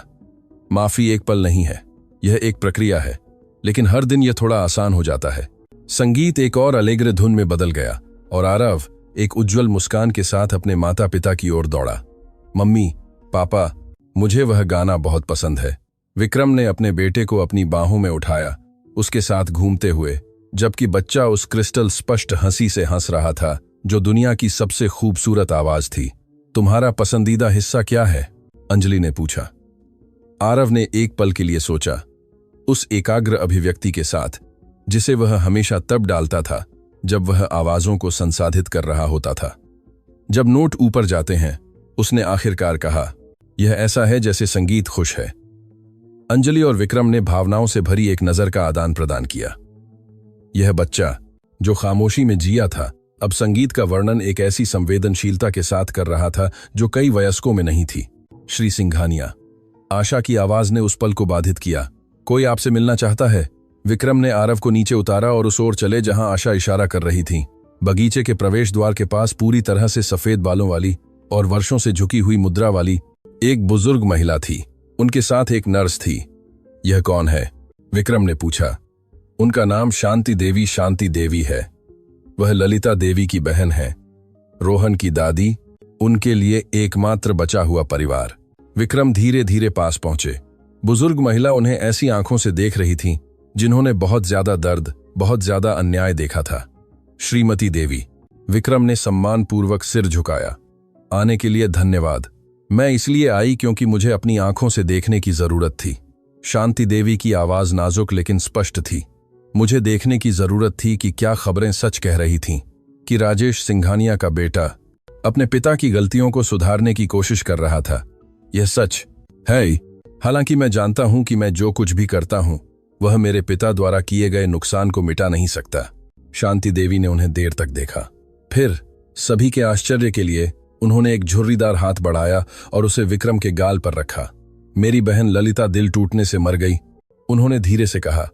वह यह मानते हुए मर गई कि कोई उसकी कहानी याद नहीं रखेगा, कि कोई सच्चाई नहीं जानेगा, लेकिन आपने एक फाउंडेशन को उसका नाम दिया। आपने उसकी गरिमा वापस कर दी। बुजुर्ग महिला के चेहरे पर आंसू बहने लगे। उन्हें गर्व होगा आपके पिता पर नहीं, कभी नहीं, लेकिन आप पर, कि उनके खून ने किसी ऐसे व्यक्ति को पैदा किया जो अलग तरह से चुन सकता था। विक्रम ने शांति देवी का हाथ अपने हाथों में लिया। मैं चाहता हूं कि आप मेरे बेटे से मिलें, वह बच्चा जिसे आपके भतीजे ने चोट पहुंचाई, लेकिन जो घटनाओं की एक श्रृंखला के कारण, जिसे कोई भविष्यवाणी नहीं कर सका, उन कहानियों को जोड़ने में समाप्त हुआ जो दशकों से अलग थीं। उन्होंने शांति देवी को उस ओर निर्देशित किया जहां आरव खेल रहा था। बच्चे ने बुजुर्ग महिला को देखकर जिज्ञासा से पास आया। नमस्ते, उसने उस आवाज में कहा जो हर दिन बेहतर हो रही थी। आपका नाम क्या है? मेरा नाम शांति है बेटा। शांति का मतलब होता है दुख। आरव ने माथे पर बल डाला। लेकिन आज जश्न का दिन है, दुख नहीं होना चाहिए।